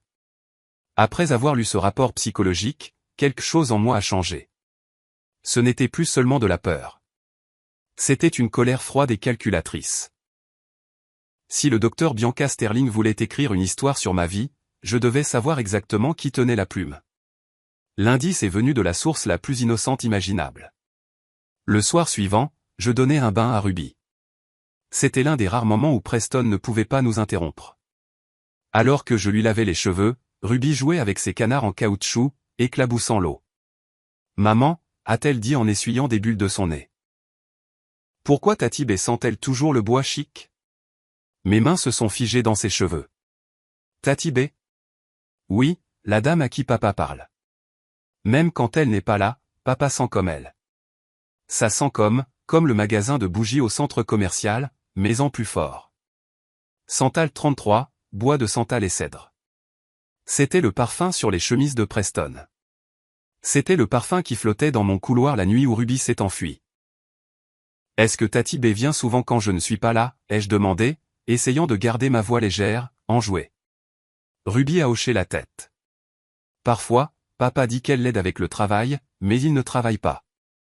Ils boivent du vin et rient et elle s'assoit sur ses genoux. Une vague de nausée m'a frappé. Il l'amenait dans notre maison, dans le sanctuaire que j'avais construit pendant 15 ans. Cette nuit-là, après avoir mis Ruby au lit, je suis allé dans ma chambre et j'ai ouvert mon ordinateur portable. Je n'avais pas d'argent pour un détective privé, mais j'avais quelque chose de mieux. L'instinct d'une femme à qui on avait menti. J'ai de nouveau cherché le docteur Bianca Sterling. Son site web professionnel était impeccable, éducation de l'Ivy League, spécialisé en psychologie d'entreprise et en dynamique familiale conflictuelle. Mais tout le monde a une empreinte numérique. J'ai cherché sur Instagram. Son compte était privé, bien sûr. Mais je me suis souvenu de Sarah, l'ancienne assistante de Preston.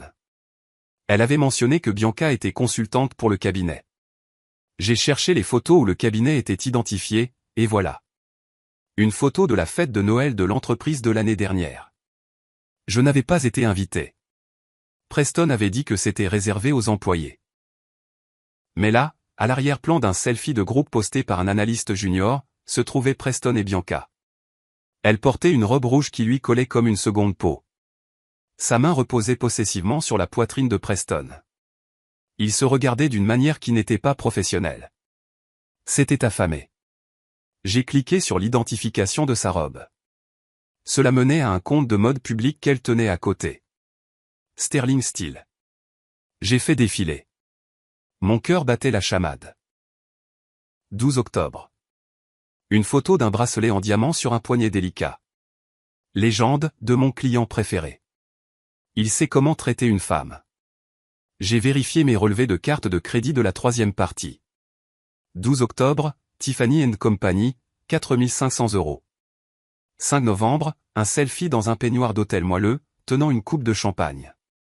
La géolocalisation, The Four Seasons, Chicago. Mon relevé, The Four Seasons, 2800 €. 20 décembre.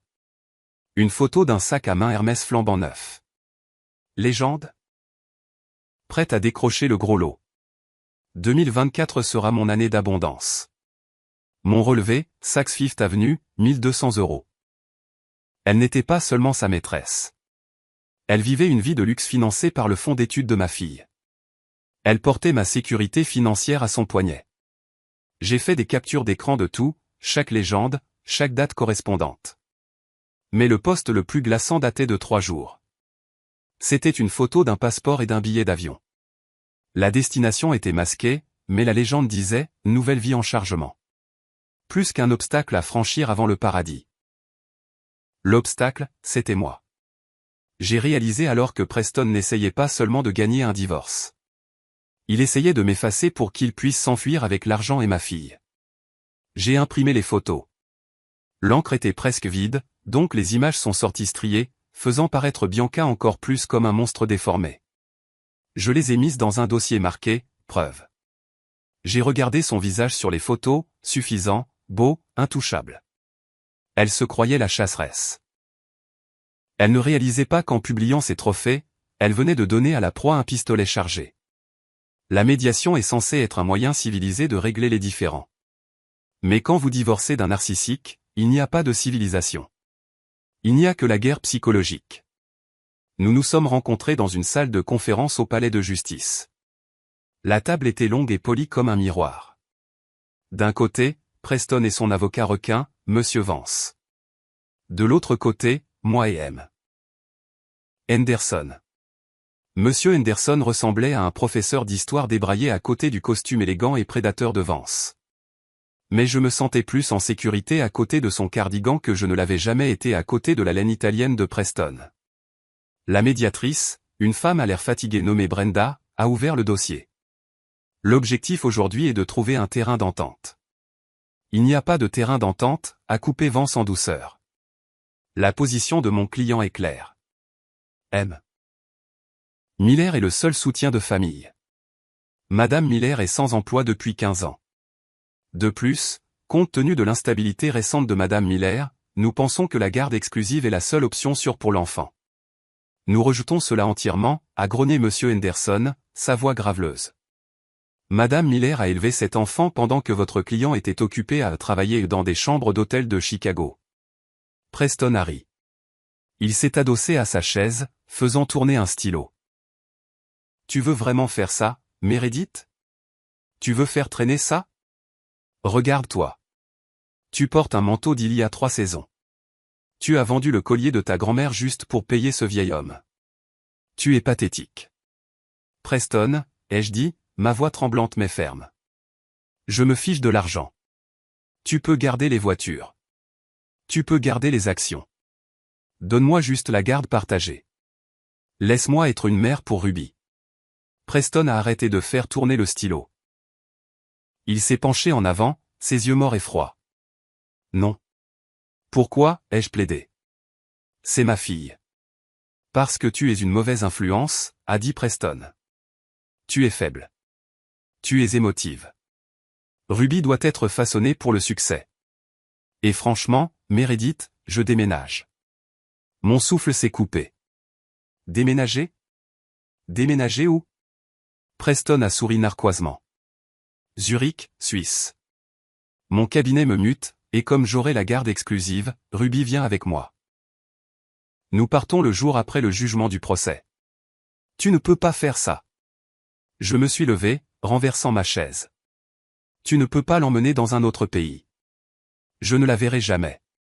Vous pourrez lui rendre visite, a dit Vance d'un ton dédaigneux. Une fois par an, sous surveillance. Si vous pouvez vous payer le billet d'avion, ce qui, soyons honnêtes, vous ne pourrez pas, c'est un enlèvement, ai-je crié.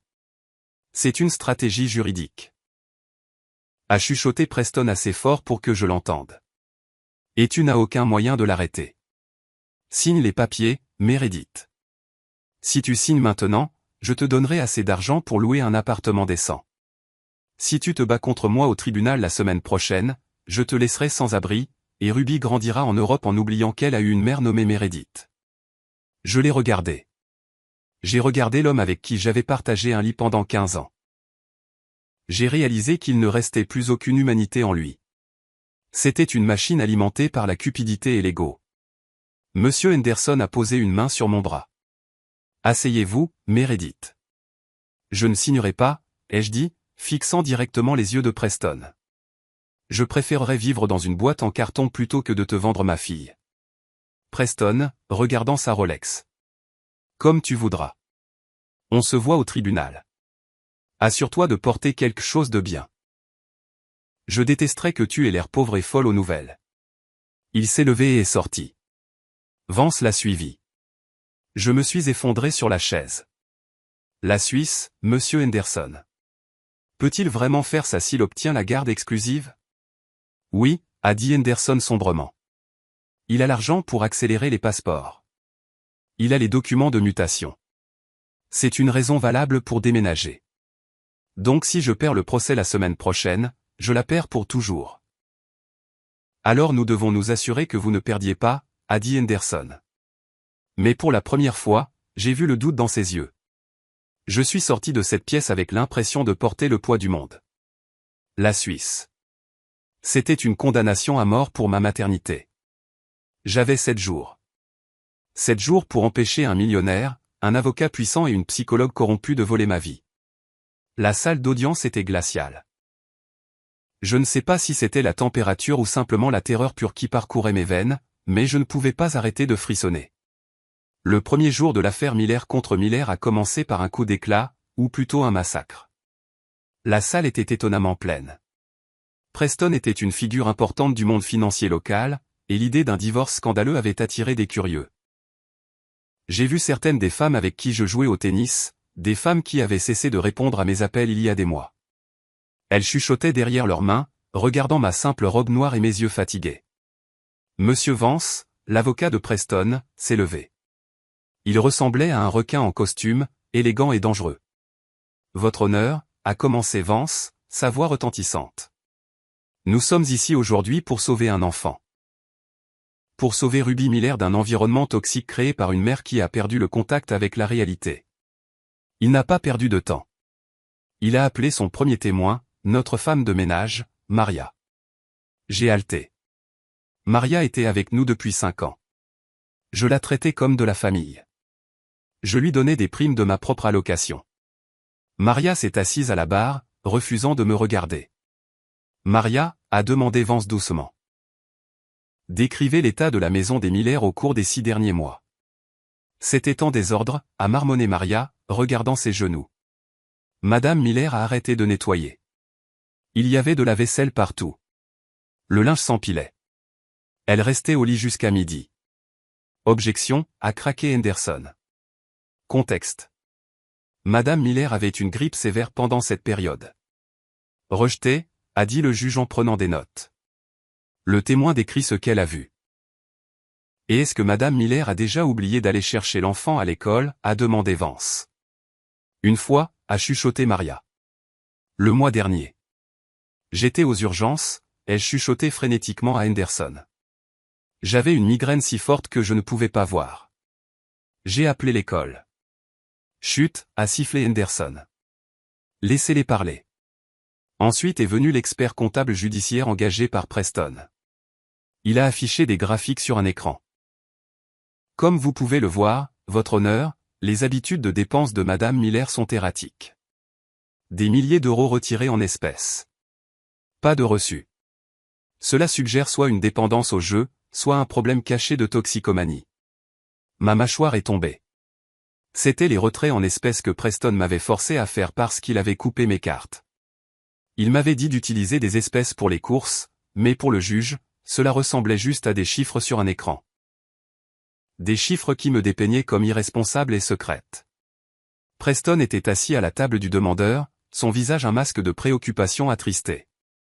Il secouait la tête tristement chaque fois qu'un nouveau fait était révélé, comme pour dire « Voyez ce que j'ai dû endurer ». Au moment de la pause déjeuner, je me sentais mise à nu. Ils avaient transformé ma maladie en paresse. Ils avaient transformé mon abus financier en dépendance. Je me suis assise sur un banc dans le couloir, mangeant un sandwich rassis que M. Henderson m'avait apporté. Ils sont en train de gagner, ai-je dit, ma voix creuse. Le juge me déteste. Avez-vous vu comment il m'a regardé quand ils ont montré les photos de la cuisine sale? C'est un spectacle, Meredith, a dit Henderson, bien qu'il ait l'air inquiet. Il jette de la boue. Notre tour viendra lors du contre-interrogatoire. Nous devons attendre le gros calibre. Le gros calibre? Dr Sterling, a dit Henderson. Elle est prévue pour demain matin. Elle est la clé de voûte. Si son témoignage tient, le juge accorde la garde à Preston. Si nous pouvons la discréditer, tout le château de cartes s'effondre. Mais comment, ai-je demandé. Sarah ne témoignera pas. Nous n'avons que des captures d'écran d'Instagram. Le juge pourrait même ne pas les admettre. J'y travaille, a dit Henderson, mais il ne semblait pas confiant. Alors que nous retournions dans la salle d'audience, j'ai vu Preston debout près de la fontaine à eau. Il parlait à Vance, riant, un vrai rire du ventre. Il m'a vu et m'a fait un clin d'œil. Ce n'était pas un clin d'œil de flirt. C'était le clin d'œil d'un chasseur qui a le cerf en ligne de mire et attend juste d'appuyer sur la détente. Je suis retourné à ma place, mes jambes semblant être de plomb. J'ai regardé la barre des témoins vide. Demain, la femme qui couchait avec mon mari allait s'asseoir là et dire au monde que j'étais folle. Et la vérité terrifiante était qu'après aujourd'hui, je commençais à me sentir comme si peut-être ils avaient raison. Peut-être que j'étais folle de penser que je pouvais gagner. Le lendemain matin, les lourdes portes en bois se sont ouvertes et elle est entrée. Un silence est tombé sur la pièce. Ce n'était pas seulement parce qu'elle était le témoin expert. C'était parce qu'elle commandait l'attention. Le docteur Bianca Sterling était radieuse. Elle portait un tailleur-jupe crayon de couleur crème qui avait l'air professionnel mais indéniablement cher. Ses cheveux étaient tirés en arrière dans un chignon lisse et brillant. Elle portait un portefeuille en cuir avec l'air d'une femme qui tenait les 10 commandements à l'intérieur. J'ai arrêté de respirer. C'était elle, la femme du couloir, la femme des photos Instagram. Mais la voir ici, dans cette cour de justice, jurant sur une Bible de dire la vérité, m'a glacé le sang. Elle a pris la parole. Elle a ajusté le microphone avec une main manucurée. À son poignet, le bracelet en diamant de Tiffany S. Celui payé avec l'argent des études de Ruby. Dr Sterling, a commencé Vance, sa voix dégoulinant de respect. Veuillez énoncer vos qualifications pour le tribunal. Je détiens un doctorat en psychologie clinique de Yale. A-t-elle dit, sa voix douce comme du velours. J'ai 15 ans d'expérience dans les dynamiques familiales conflictuelles et le développement de l'enfant. Je dirige Sterling Consulting, un cabinet dédié au bien-être familial. Et vous avez été engagé pour évaluer la famille Miller? C'est exact. Quelles ont été vos conclusions concernant Madame Meredith Miller? Bianca a tourné la tête une fraction de seconde. Ses yeux ont rencontré les miens. Il n'y avait ni pitié, ni culpabilité, seulement un amusement froid et prédateur. Mes conclusions étaient profondément troublantes, a-t-elle dit en se tournant vers le juge. Madame Miller présente des signes classiques de troubles de la personnalité borderline avec des tendances narcissiques. Elle crée le chaos pour attirer l'attention. Elle est émotionnellement volatile. Au cours de mes observations, j'ai noté qu'elle projette ses propres insécurités sur l'enfant, créant une dépendance toxique. Pouvez-vous donner un exemple? Certainement. J'ai observé un incident au parc municipal. Madame Miller était sur un banc, pleurant hystériquement, ignorant complètement sa fille qui errait vers la rue. Ce n'est que lorsqu'un étranger est intervenu que Madame Miller a réagi, et sa réaction a été l'agression envers l'étranger, pas l'inquiétude pour l'enfant. Menteuse, ai-je crié avant de pouvoir me retenir. Ça n'est jamais arrivé. Je pleurais parce que ma mère est morte. À l'ordre. Le juge a frappé son marteau. Madame Miller, une autre explosion et je vous ferai expulser. Vous voyez, votre honneur, a dit Bianca doucement, hochant la tête tristement. Le manque de contrôle des impulsions, les explosions. C'est exactement ce à quoi l'enfant est soumis quotidiennement. J'ai plaqué ma main sur ma bouche. Je venais de tomber droit dans son piège. Alors qu'elle continuait à débiter ses mensonges, une odeur a flotté dans l'air. Le système de ventilation de la salle d'audience a dû se mettre en marche, transportant l'air de la barre des témoins vers notre table. Bois de santal, cèdre, jasmin. C'était indubitable. C'était l'odeur des chemises de mon mari. C'était l'odeur de la trahison qui avait pourri mon mariage de l'intérieur. J'ai attrapé le bras de Henderson. C'est elle, ai-je sifflé. Le parfum. C'est le même parfum. Elle ne ment pas seulement, monsieur Henderson. Elle porte le bracelet qu'il lui a acheté. Regardez son poignet. Henderson a plissé les yeux. Nous ne pouvons pas prouver qui a acheté le bracelet, Meredith. Mais nous le savons. J'avais l'impression de me noyer. Elle est assise là à me juger alors qu'elle couche avec le demandeur. C'est insensé. Je sais, a chuchoté Henderson. Mais le juge voit un doctorat de Yale. Il voit une professionnelle calme et il vous voit crier. Vance a terminé son interrogatoire avec un sourire suffisant. Merci, docteur Sterling. Votre témoignage a été éclairant. Votre témoin, a dit le juge à Henderson. Henderson s'est levé lentement. Il s'est dirigé vers la barre, son vieux dos voûté.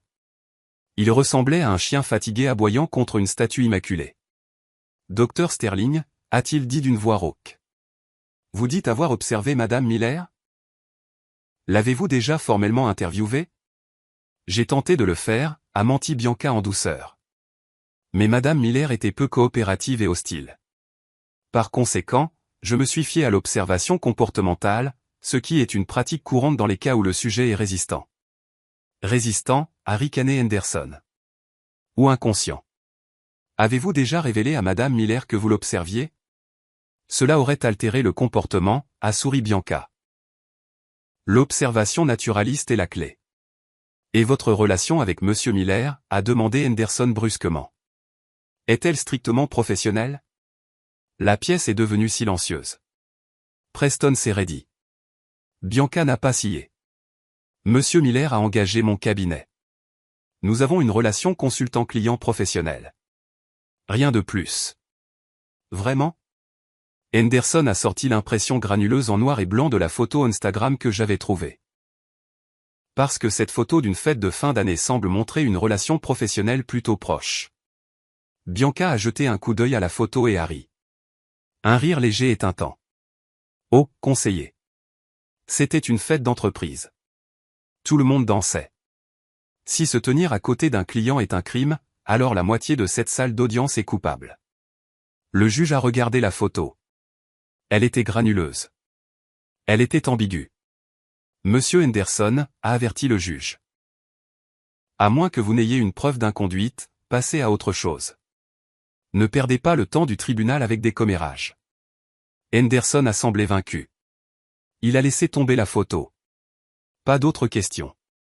Je me suis enfoncé dans ma chaise. Elle s'en était tirée. Elle avait menti sous serment et elle l'avait fait avec un sourire. L'intimé appelle Meredith Miller à la barre. Entendre mon nom m'a semblé être une convocation à la potence. Je me suis levé, mes jambes tremblant si fort que j'ai dû m'agripper à la table pour me stabiliser. Je me suis dirigé vers la barre des témoins, jurant sur la Bible qui semblait lourde d'ironie dans une pièce pleine de menteurs. Monsieur Henderson m'a d'abord posé des questions douces. J'ai essayé d'expliquer pour les comptes bancaires, l'épargne jointe vidée. J'ai essayé d'expliquer la mort de ma mère et la grippe. J'ai parlé clairement, essayant de canaliser l'architecte que j'étais, logique, précise. Mais ensuite, ce fut le tour de Vance. Il ne s'est pas dirigé vers le pupitre. Il s'est approché de la barre des témoins, envahissant mon espace personnel comme Preston l'avait fait. Madame Miller, a-t-il commencé, sa voix mielleuse. Vous prétendez être une mère dévouée, pourtant vous n'avez aucun revenu. Vous n'avez aucune économie. Vous dépendez entièrement de la générosité de votre mari.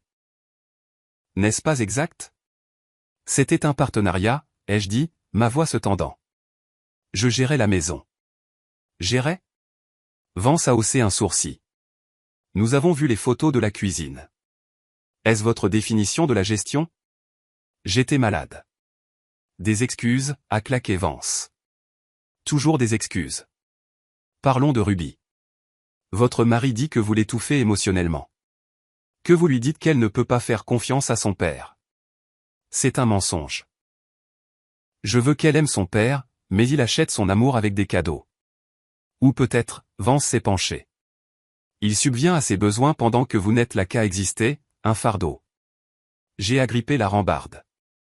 Je ne suis pas un fardeau. N'est-ce pas? Vance s'est tourné vers l'assistance, puis vers moi. Votre mari est un homme qui a réussi. Le docteur Sterling est une femme qui a réussi. Ce sont des gagnants. Et vous, Meredith, regardez-vous. Vous êtes juste amère parce que vous n'avez pas pu suivre. J'ai abandonné ma carrière pour lui. Vous avez abandonné parce que vous n'étiez pas à la hauteur, a dit Vance froidement. Preston me l'a dit. Il a dit que vous étiez une architecte médiocre au mieux. Il a dit qu'il vous avait épousé par pitié. C'était un mensonge. Je savais que c'était un mensonge. J'étais première de ma classe. Mais entendre que Preston s'était moqué de moi, de son avocat, de Bianca, de tout le monde, ça a brisé quelque chose en moi. Ce n'est pas vrai, ai-je élevé la voix. Et maintenant, a continué Vance, m'ignorant. Vous voulez entraîner Ruby avec vous. Vous voulez la rendre médiocre aussi. Vous voulez la garder dans cette petite ville, dans une petite vie, au lieu de la laisser aller à Zurich où elle pourra s'épanouir. Elle a 7 ans, ai-je crié. Elle a besoin de sa mère. Elle a besoin d'une mère stable, a répondu Ben en criant, son visage à quelques centimètres du mien. Pas d'une femme qui crie. Pas d'une femme qui s'effondre. Regardez ça. Il a claqué une grande photographie sur la rambarde devant moi. C'était moi dans ma chambre. Mes cheveux étaient en bataille. Mes yeux étaient gonflés et ma bouche était ouverte dans un cri d'angoisse pure. Elle avait été prise la nuit où Preston m'a dit qu'il partait. La nuit où il m'a poussé. La nuit où j'ai cru que ma vie était finie. Je n'étais pas folle. J'avais le cœur brisé. Mais sur cette photo, figée dans le temps, je ressemblais à un monstre. Est-ce le visage d'une femme saine d'esprit, a hurlé Vance à la salle d'audience. Est-ce le visage que vous voulez pour Border votre enfant? Il l'a prise après m'avoir poussé, ai-je gémi en me levant. Il m'a provoqué. Il a souri pendant que je pleurais. C'est lui le monstre. Vous ne voyez donc pas? Il vole ma vie. Je pointais Preston du doigt.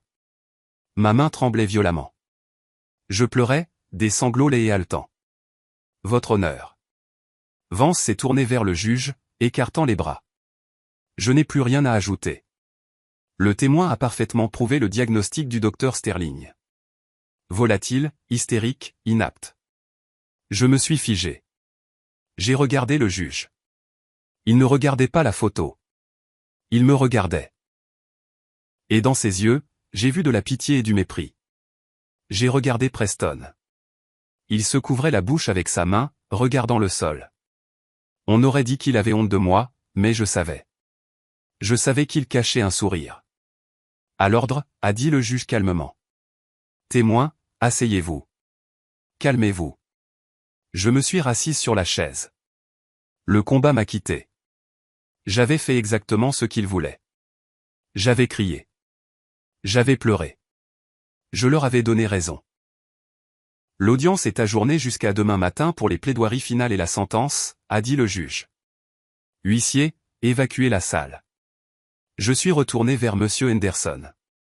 Il n'a rien dit. Il a juste rangé lentement sa mallette. C'est fini, n'est-ce pas, ai-je murmuré. Nous avons besoin d'un miracle, Meredith, a-t-il dit doucement. Un véritable miracle. Cette nuit-là, la maison ressemblait à un mausolée.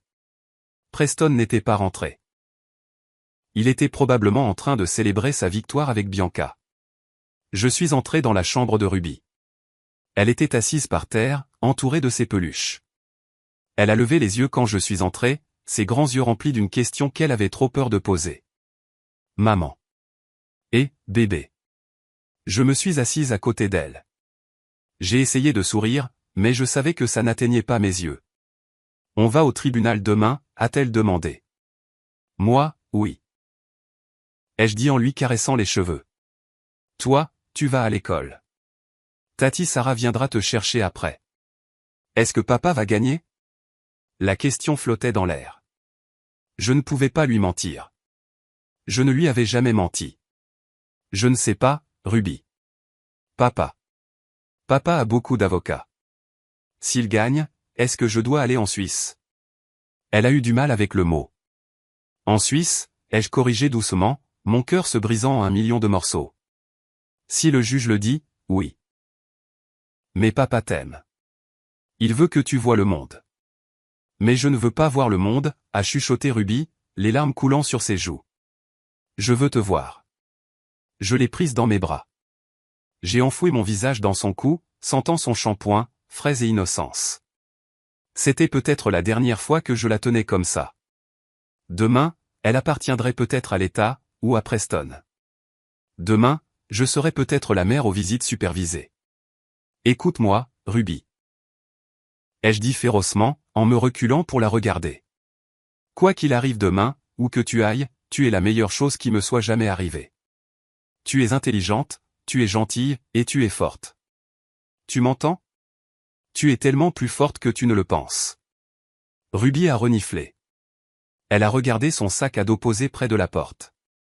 Je sais, maman, a-t-elle dit. Sa voix semblait étrange.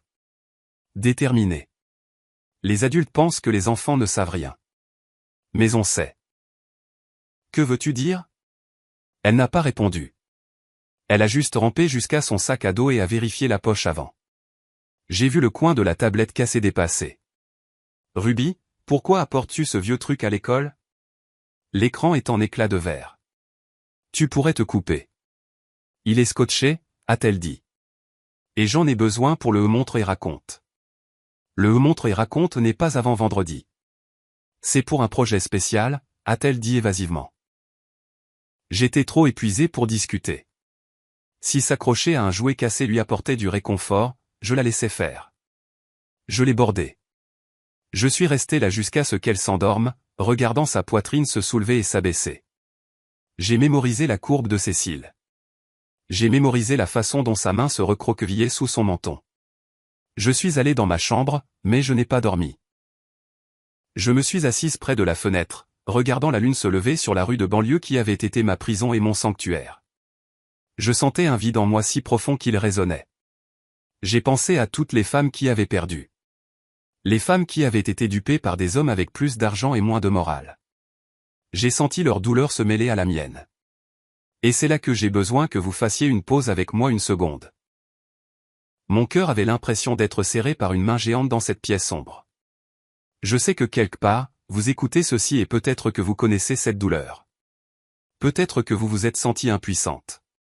Si vous êtes toujours là avec moi à écouter mon histoire, s'il vous plaît, aidez-moi en aimant cette vidéo et en commentant le chiffre ainsi dessous. Cela me dit que vous êtes incroyable et cela me dit que je ne suis pas seul dans ce voyage. Votre soutien est le fil invisible qui me tient en ce moment. S'il vous plaît, commentez un pour que je puisse vous voir. Et maintenant, laissez-moi vous raconter le jour où le monde s'est arrêté de tourner. Le dernier jour du procès. Le jour du jugement. La salle d'audience était bondée. Preston avait amené ses parents. Ils étaient assis au premier rang, me regardant avec dédain. Bianca était là aussi, assise juste derrière Preston, portant une modeste robe bleue aujourd'hui, jouant le rôle de la consultante de soutien. Le juge est entré. Nous nous sommes tous levés. « Asseyez-vous » a-t-il dit. Il n'avait pas l'air heureux. Il a brassé ses papiers. J'ai examiné les preuves. J'ai examiné le témoignage du témoin expert, le docteur Sterling. J'ai examiné les dossiers financiers. Il a enlevé ses lunettes et s'est frotté l'arête du nez. C'est une affaire difficile.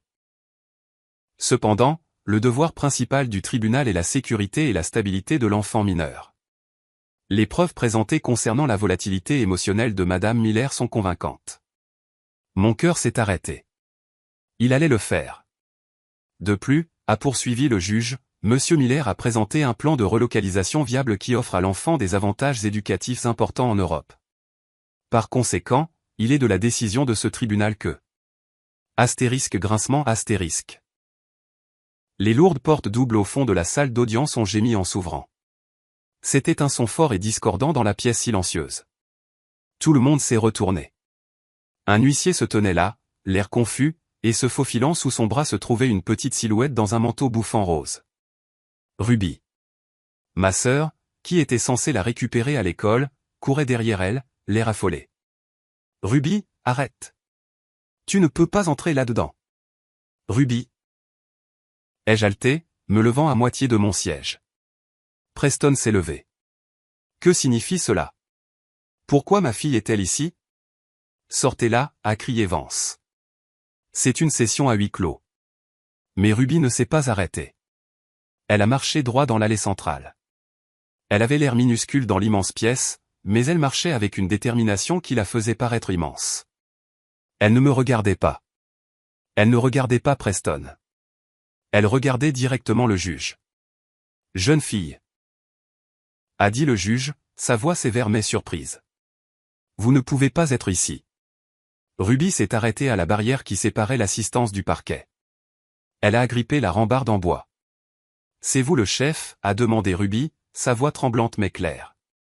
Le juge a cligné des yeux. Je suis le juge, oui.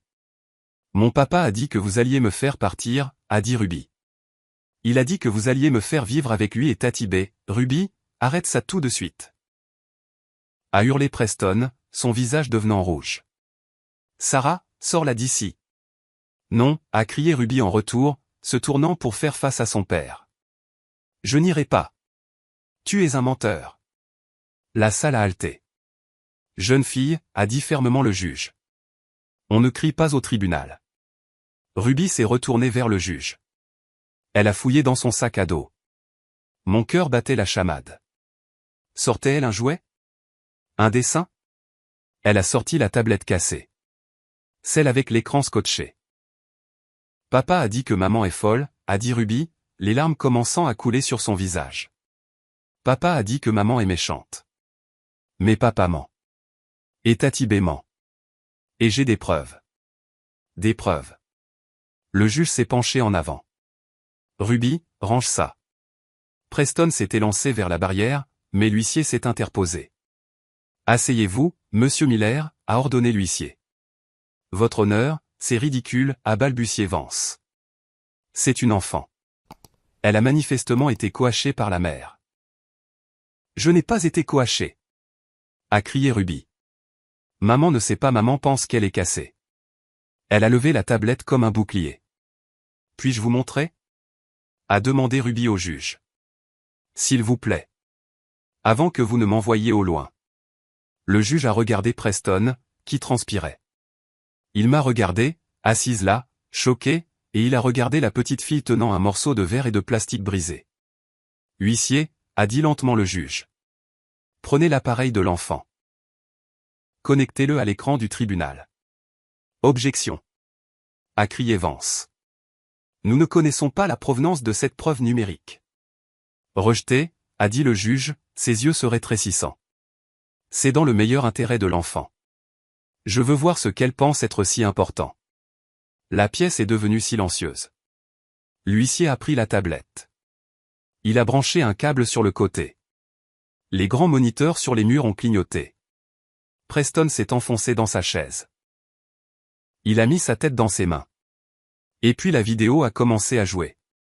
L'écran était noir une seconde. Puis une image est apparue. L'angle était bas, filmant vers le haut depuis le niveau du sol, partiellement obscurci par des feuilles vertes.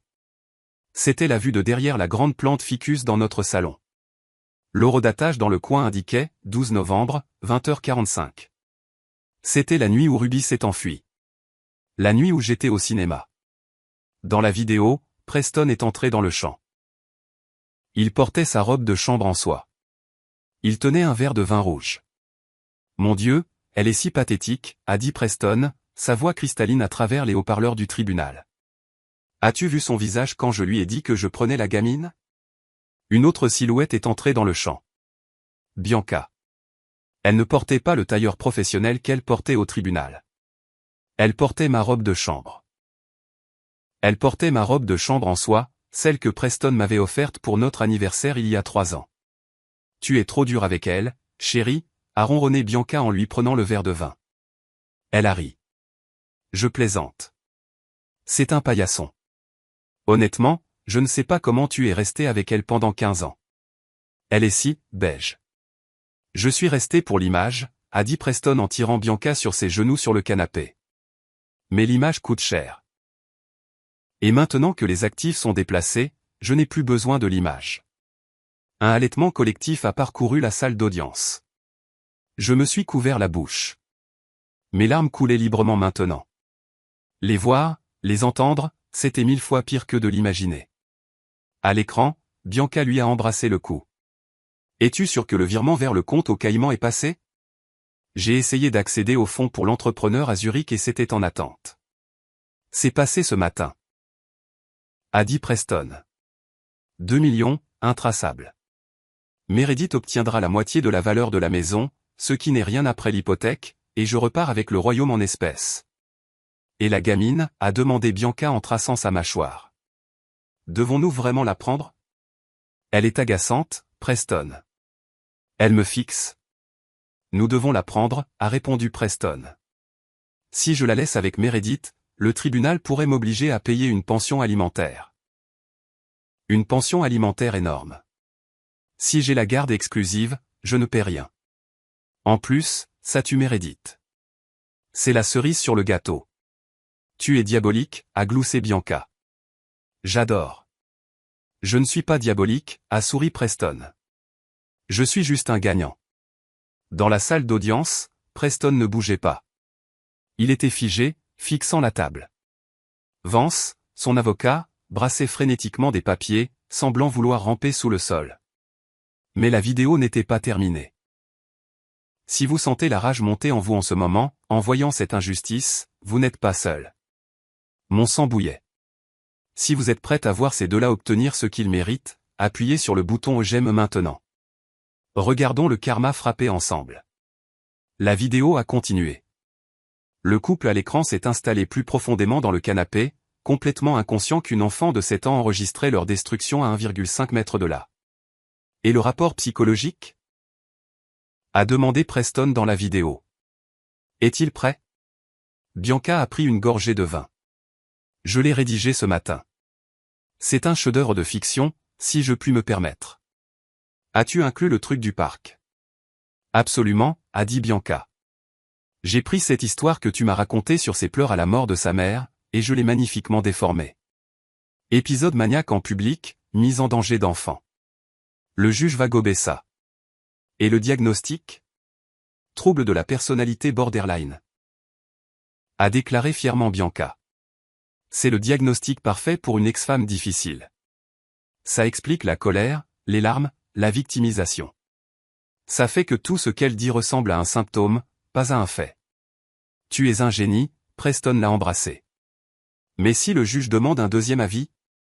Il ne le fera pas, a dit Bianca avec confiance. J'ai les diplômes. De plus, Vance va la provoquer au tribunal. Tu te souviens du plan? Utiliser la photo. Celle que j'ai prise quand je l'ai poussée. Oui. Vance la lui montrera. Il la traitera de folle. Elle criera. Elle pleurera. Et boum. Diagnostic confirmé. Elle prouvera qu'elle est instable juste devant l'huissier. Mon Dieu, j'adore quand tu parles comme ça, Harry Preston. La vidéo s'est terminée sur le bruit de verre qui trinque. L'écran est devenu noir. Pendant 3 secondes, il y a eu un silence absolu dans la salle d'audience. Personne ne respirait. Personne ne bougeait. Le poids de la vérité flottait dans l'air, lourd et suffocant. Preston Miller venait d'avouer la fraude, le vol, le parjure et la conspiration. Bianca Sterling avait avoué avoir falsifié des dossiers médicaux et commis un parjure. Puis le chaos a éclaté. Tu m'as piégé, a crié Preston en se levant et en pointant Bianca du doigt. C'est toi qui as écrit le rapport. C'était ton idée. Moi, a hurlé Bianca, sa façade posée se brisant instantanément. C'est toi qui m'as dit qu'elle était folle. Tu m'as dit de l'écrire. Tu m'as payé. Asseyez-vous. La voix du juge a rugi comme le tonnerre. Il n'a pas utilisé le marteau. Il s'est levé, son visage rouge d'une fureur que je n'avais jamais vue chez un être humain. Huissier. Le juge a pointé un doigt tremblant vers les portes. Verrouillez les portes. Personne ne quitte cette pièce. Personne. L'huissier s'est déplacé rapidement, se tenant devant les portes doubles. 2 policiers qui étaient postés dans le couloir sont entrés. Le juge a regardé Preston et Bianca. Ses yeux brûlaient. En 30 ans sur le banc, a dit le juge, sa voix tremblant de rage. J'ai vu des menteurs. J'ai vu des voleurs. Mais je n'ai jamais vu une parodie aussi calculée et malveillante de ce tribunal. Il s'est tourné vers Vance. Conseiller, étiez-vous au courant de cela? Vance s'est levé, les mains levées en signe de reddition. Votre honneur, je n'en avais aucune idée. Je me fiais aux témoins experts. Je me retire immédiatement comme conseil. Sage décision, a craché le juge. Parce que vous aurez de la chance si vous n'êtes pas radié pour négligence. Il a tourné son regard vers Bianca Sterling. Elle se recroquevillait sur son siège, serrant ses perles. Docteur Sterling, vous vous êtes tenu dans mon tribunal sous serment et avez présenté un diagnostic médical fabriqué pour priver une mère de son enfant. A balbutié Bianca. C'était une évaluation théorique. C'était un parjure. Le juge a frappé la main sur le bureau. C'était de la maltraitance d'enfant. Et vous, monsieur Miller, vous avez admis avoir caché des actifs. Vous avez admis avoir provoqué votre femme pour la piéger. Le juge a regardé Ruby, qui se tenait toujours à la barrière, l'air effrayé mais courageuse. Son expression s'est adoucie instantanément. Jeune fille, a-t-il dit doucement. Merci. Vous êtes la personne la plus courageuse dans cette pièce. Il a regardé les officiers. Officiers, mettez monsieur Miller et mademoiselle Sterling en garde à vue immédiatement. Les chefs d'accusation incluent parjure, complot en vue de commettre une fraude et outrage au tribunal.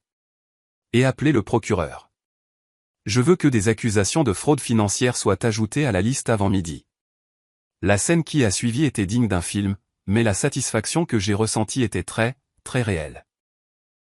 2 officiers se sont dirigés vers la table du demandeur. Preston a essayé de reculer. Attendez, attendez, a-t-il balbutié, son arrogance complètement disparue, remplacée par le gémissement pathétique d'un tyran qui a finalement reçu un coup en retour. C'était juste des paroles en l'air. Des paroles de vin. Vous ne pouvez pas m'arrêter pour une vidéo. Je peux et je le ferai, a dit froidement le juge.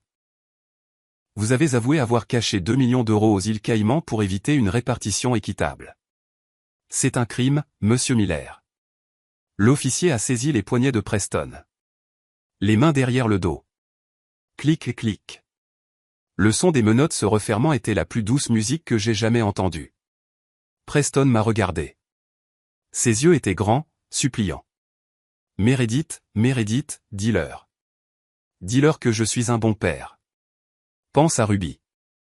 Je me suis levé. Je l'ai regardé droit dans les yeux. Un bon père ne vole pas l'avenir de sa fille pour acheter une Porsche, ai-je dit doucement.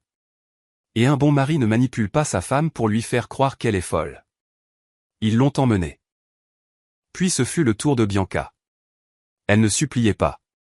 Elle criait. C'est une erreur. Savez-vous qui je suis? J'ai un doctorat de Yale. Vous n'aurez plus de licence d'ici demain, a fait remarquer sèchement le juge. Preston m'a forcé à le faire, a-t-elle hurlé alors que l'officier la menottait. Il m'a promis le mariage. Il m'a promis l'argent. On dirait qu'il vous a menti aussi, ai-je dit alors qu'elle était conduite devant moi. Elle m'a lancé un regard furieux, son mascara coulant, son chignon parfait se défaisant. Elle ressemblait exactement à la femme hystérique qu'elle avait essayé de me dépeindre. Les portes de la salle d'audience se sont ouvertes et l'assistance a éclaté en chuchotements et en halètements alors que le Golden Boy de la finance locale et sa maîtresse étaient emmenés sous les huées. Le juge a frappé son marteau pour rétablir l'ordre. Nous n'avons pas terminé, a-t-il dit. Nous avons toujours la question du jugement de divorce. Il m'a regardé. Madame Miller, je vous dois des excuses. Le tribunal vous doit des excuses. Nous avons échoué à vous protéger de ce prédateur. Merci, votre honneur, ai-je murmuré en serrant la main de monsieur Henderson. Henderson rayonnait, semblant 10 ans plus jeune. Sur la base des preuves présentées, a déclaré le juge, je prononce un jugement sommaire. Le juge n'a même pas eu besoin de regarder ses notes. Il a parlé avec son cœur et avec la loi. Premièrement, a-t-il dit en levant un doigt. J'accorde à Meredith Miller un divorce immédiat pour adultère et cruauté extrême. Deuxièmement, la garde légale et physique exclusive de Ruby Miller est accordée à la mère. Les droits de visite de monsieur Miller sont suspendus indéfiniment en attendant une évaluation psychologique complète, une vraie, et la conclusion de son procès pénal. J'ai laissé échapper un sanglot de soulagement. Ruby a franchi la barrière et a sauté dans mes bras. J'ai enfoui mon visage dans son manteau bouffant. Elle était à moi. Elle était en sécurité. Pas de Suisse. Pas de Bianca. Troisièmement, a poursuivi le juge. J'ordonne un gel immédiat de tous les actifs détenus par Preston Miller et Bianca Sterling, nationaux et internationaux. Le tribunal nommera un expert comptable judiciaire pour récupérer les fonds transférés aux îles Caïmans. Tous les fonds récupérés seront accordés à Madame Miller à titre de pension alimentaire réparatrice et de dommages-intérêts punitifs. Quatrièmement, le domicile conjugal est attribué à Madame Miller, libre de toute obligation hypothécaire qui sera satisfaite par les actifs restants de monsieur Miller. Et enfin, le juge a regardé Vance, qui essayait de disparaître. Monsieur Vance, vous vous présenterez au comité d'éthique du barreau avant 9 heures demain. Si je découvre que vous saviez que ce rapport était faux, vous rejoindrez votre client dans une cellule. Oui, votre honneur, a murmuré Vance. L'audience est levée. Le marteau a frappé. Ça sonnait comme la liberté. Monsieur Henderson m'a serré dans ses bras. Nous l'avons fait, Meredith. Ou plutôt, elle l'a fait. Il a montré Ruby du doigt. J'ai regardé ma fille. Elle tenait sa tablette cassée comme un trophée. J'ai bien fait, maman, a-t-elle demandé. Tu as bien fait, bébé. Ai-je pleuré en l'embrassant sur le front. Tu nous as sauvés. Nous sommes sortis du palais de justice sous le soleil éclatant de l'hiver. L'air était froid, mais pour la première fois depuis des mois, je ne le sentais pas. J'avais chaud. Je me sentais légère. Preston et Bianca étaient déjà à l'arrière des voitures de police, entourées de gyrophares. Je ne les ai même pas regardés. Ils étaient mon passé. Ruby était mon avenir. 6 mois plus tard, l'odeur de pain grillé brûlé et de silence a disparu de ma vie. Maintenant, ma cuisine sent la vanille et la peinture fraîche. J'ai vendu la grande maison. Je ne pouvais plus y vivre. Trop de fantômes dans les couloirs. Avec l'argent du règlement, et oui, les experts comptables ont trouvé chaque centime que Preston a essayé de cacher, j'ai acheté une belle ferme ensoleillée avec un grand jardin.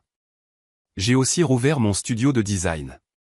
Meredith Miller Interior est officiellement ouvert. Ma première cliente, la femme du juge. Drôle comme la vie fonctionne. Ruby s'épanouit. Elle va dans une nouvelle école où elle a rejoint le club de robotique. Elle n'a pas beaucoup demandé de nouvelles de son père. Il attend actuellement son procès et risque de 10 à 15 ans pour fraude et parjure. Bianca a perdu sa licence et risque également la prison. Un après-midi, Ruby et moi peignons les murs de sa nouvelle chambre en un jaune vif et joyeux. « Maman ?» a dit Ruby en trempant son pinceau. « Je peux te demander quelque chose ?»« N'importe quoi, ma puce. » « Pourquoi as-tu pleuré ce jour-là au tribunal quand le méchant avocat t'a crié dessus ?» J'ai posé mon rouleau. Je me suis essuyé les mains sur un chiffon. Parce que j'avais peur, Ruby. Je pensais que personne ne me croyait. Ruby a hoché la tête pensivement. C'est pour ça que j'ai réparé la tablette. Tu sais, ai-je dit en m'asseyant à côté d'elle sur la bâche. Je ne comprends toujours pas comment tu as su les enregistrer ou pourquoi tu as gardé ça secret. Ruby a souri. C'était un sourire malicieux plein d'intelligence. Tu te souviens quand tu m'as acheté le kit de science? Celui sur l'observation? Oui. Il disait qu'un bon scientifique observe la nature sans la déranger. Si les animaux savent que tu les regardes, ils agissent différemment. J'ai ri. Donc, papa et Bianca étaient les animaux. Yep. A dit Ruby en faisant claquer le EP. Papa m'a dit que tu étais bête. Il a dit, maman est trop bête pour savoir ce qu'on fait. Mais je sais que tu n'es pas bête. Tu es la personne la plus intelligente que je connaisse. Tu peux construire des maisons dans ta tête. Mes yeux se sont remplis de larmes. Donc, a poursuivi Ruby. Je savais que si je te parlais de Bianca, tu crierais sur papa. Et si tu criais, papa arrêterait de faire les mauvaises choses devant moi. Il se cacherait. Alors, je suis restée silencieuse. J'ai attendu d'avoir le « Quel est le mot que Monsieur Henderson a utilisé ?» Des preuves. Ouais, des preuves. J'ai attendu d'avoir les preuves et puis j'ai attendu le bon moment pour les utiliser. Comme un piège. J'ai regardé ma fille de 7 ans. Elle n'était pas seulement intelligente. Elle était d'une brillance terrifiante. Elle avait dupé un millionnaire et une psychologue titulaire d'un doctorat avec une tablette cassée et la patience d'un saint. Tu es incroyable, Ruby Miller, ai-je dit en la serrant fort dans mes bras. Mais la prochaine fois, dis-le simplement à maman. D'accord? Plus de mission secrète. D'accord, a-t-elle gloussé. Sauf si tu as un petit ami. Alors, je l'enquête aussi. Nous avons toutes les deux ri, le son résonnant dans notre nouvelle maison heureuse. J'ai regardé par la fenêtre le jardin. Le gel avait disparu. Les fleurs s'épanouissaient. J'avais perdu un mari, mais je m'étais retrouvé. Et j'avais élevé une fille qui connaissait la différence entre une étiquette de prix et la vraie valeur. Preston pensait qu'il pouvait nous briser. Il pensait qu'il pouvait acheter le bonheur et voler notre avenir. Mais à la fin, il a appris la leçon la plus difficile de toutes. On ne peut pas construire un royaume sur des mensonges, surtout quand il y a une petite fille avec une tablette cassée qui observe chacun de vos mouvements.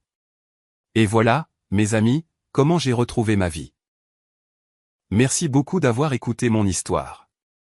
Ce n'était pas facile à raconter, mais j'espère que cela vous rappelle que peu importe à quel point il fait sombre, la vérité trouve toujours un chemin vers la lumière. Si vous avez apprécié cette histoire et que vous voulez me soutenir, veuillez aimer cette vidéo et vous abonner à la chaîne.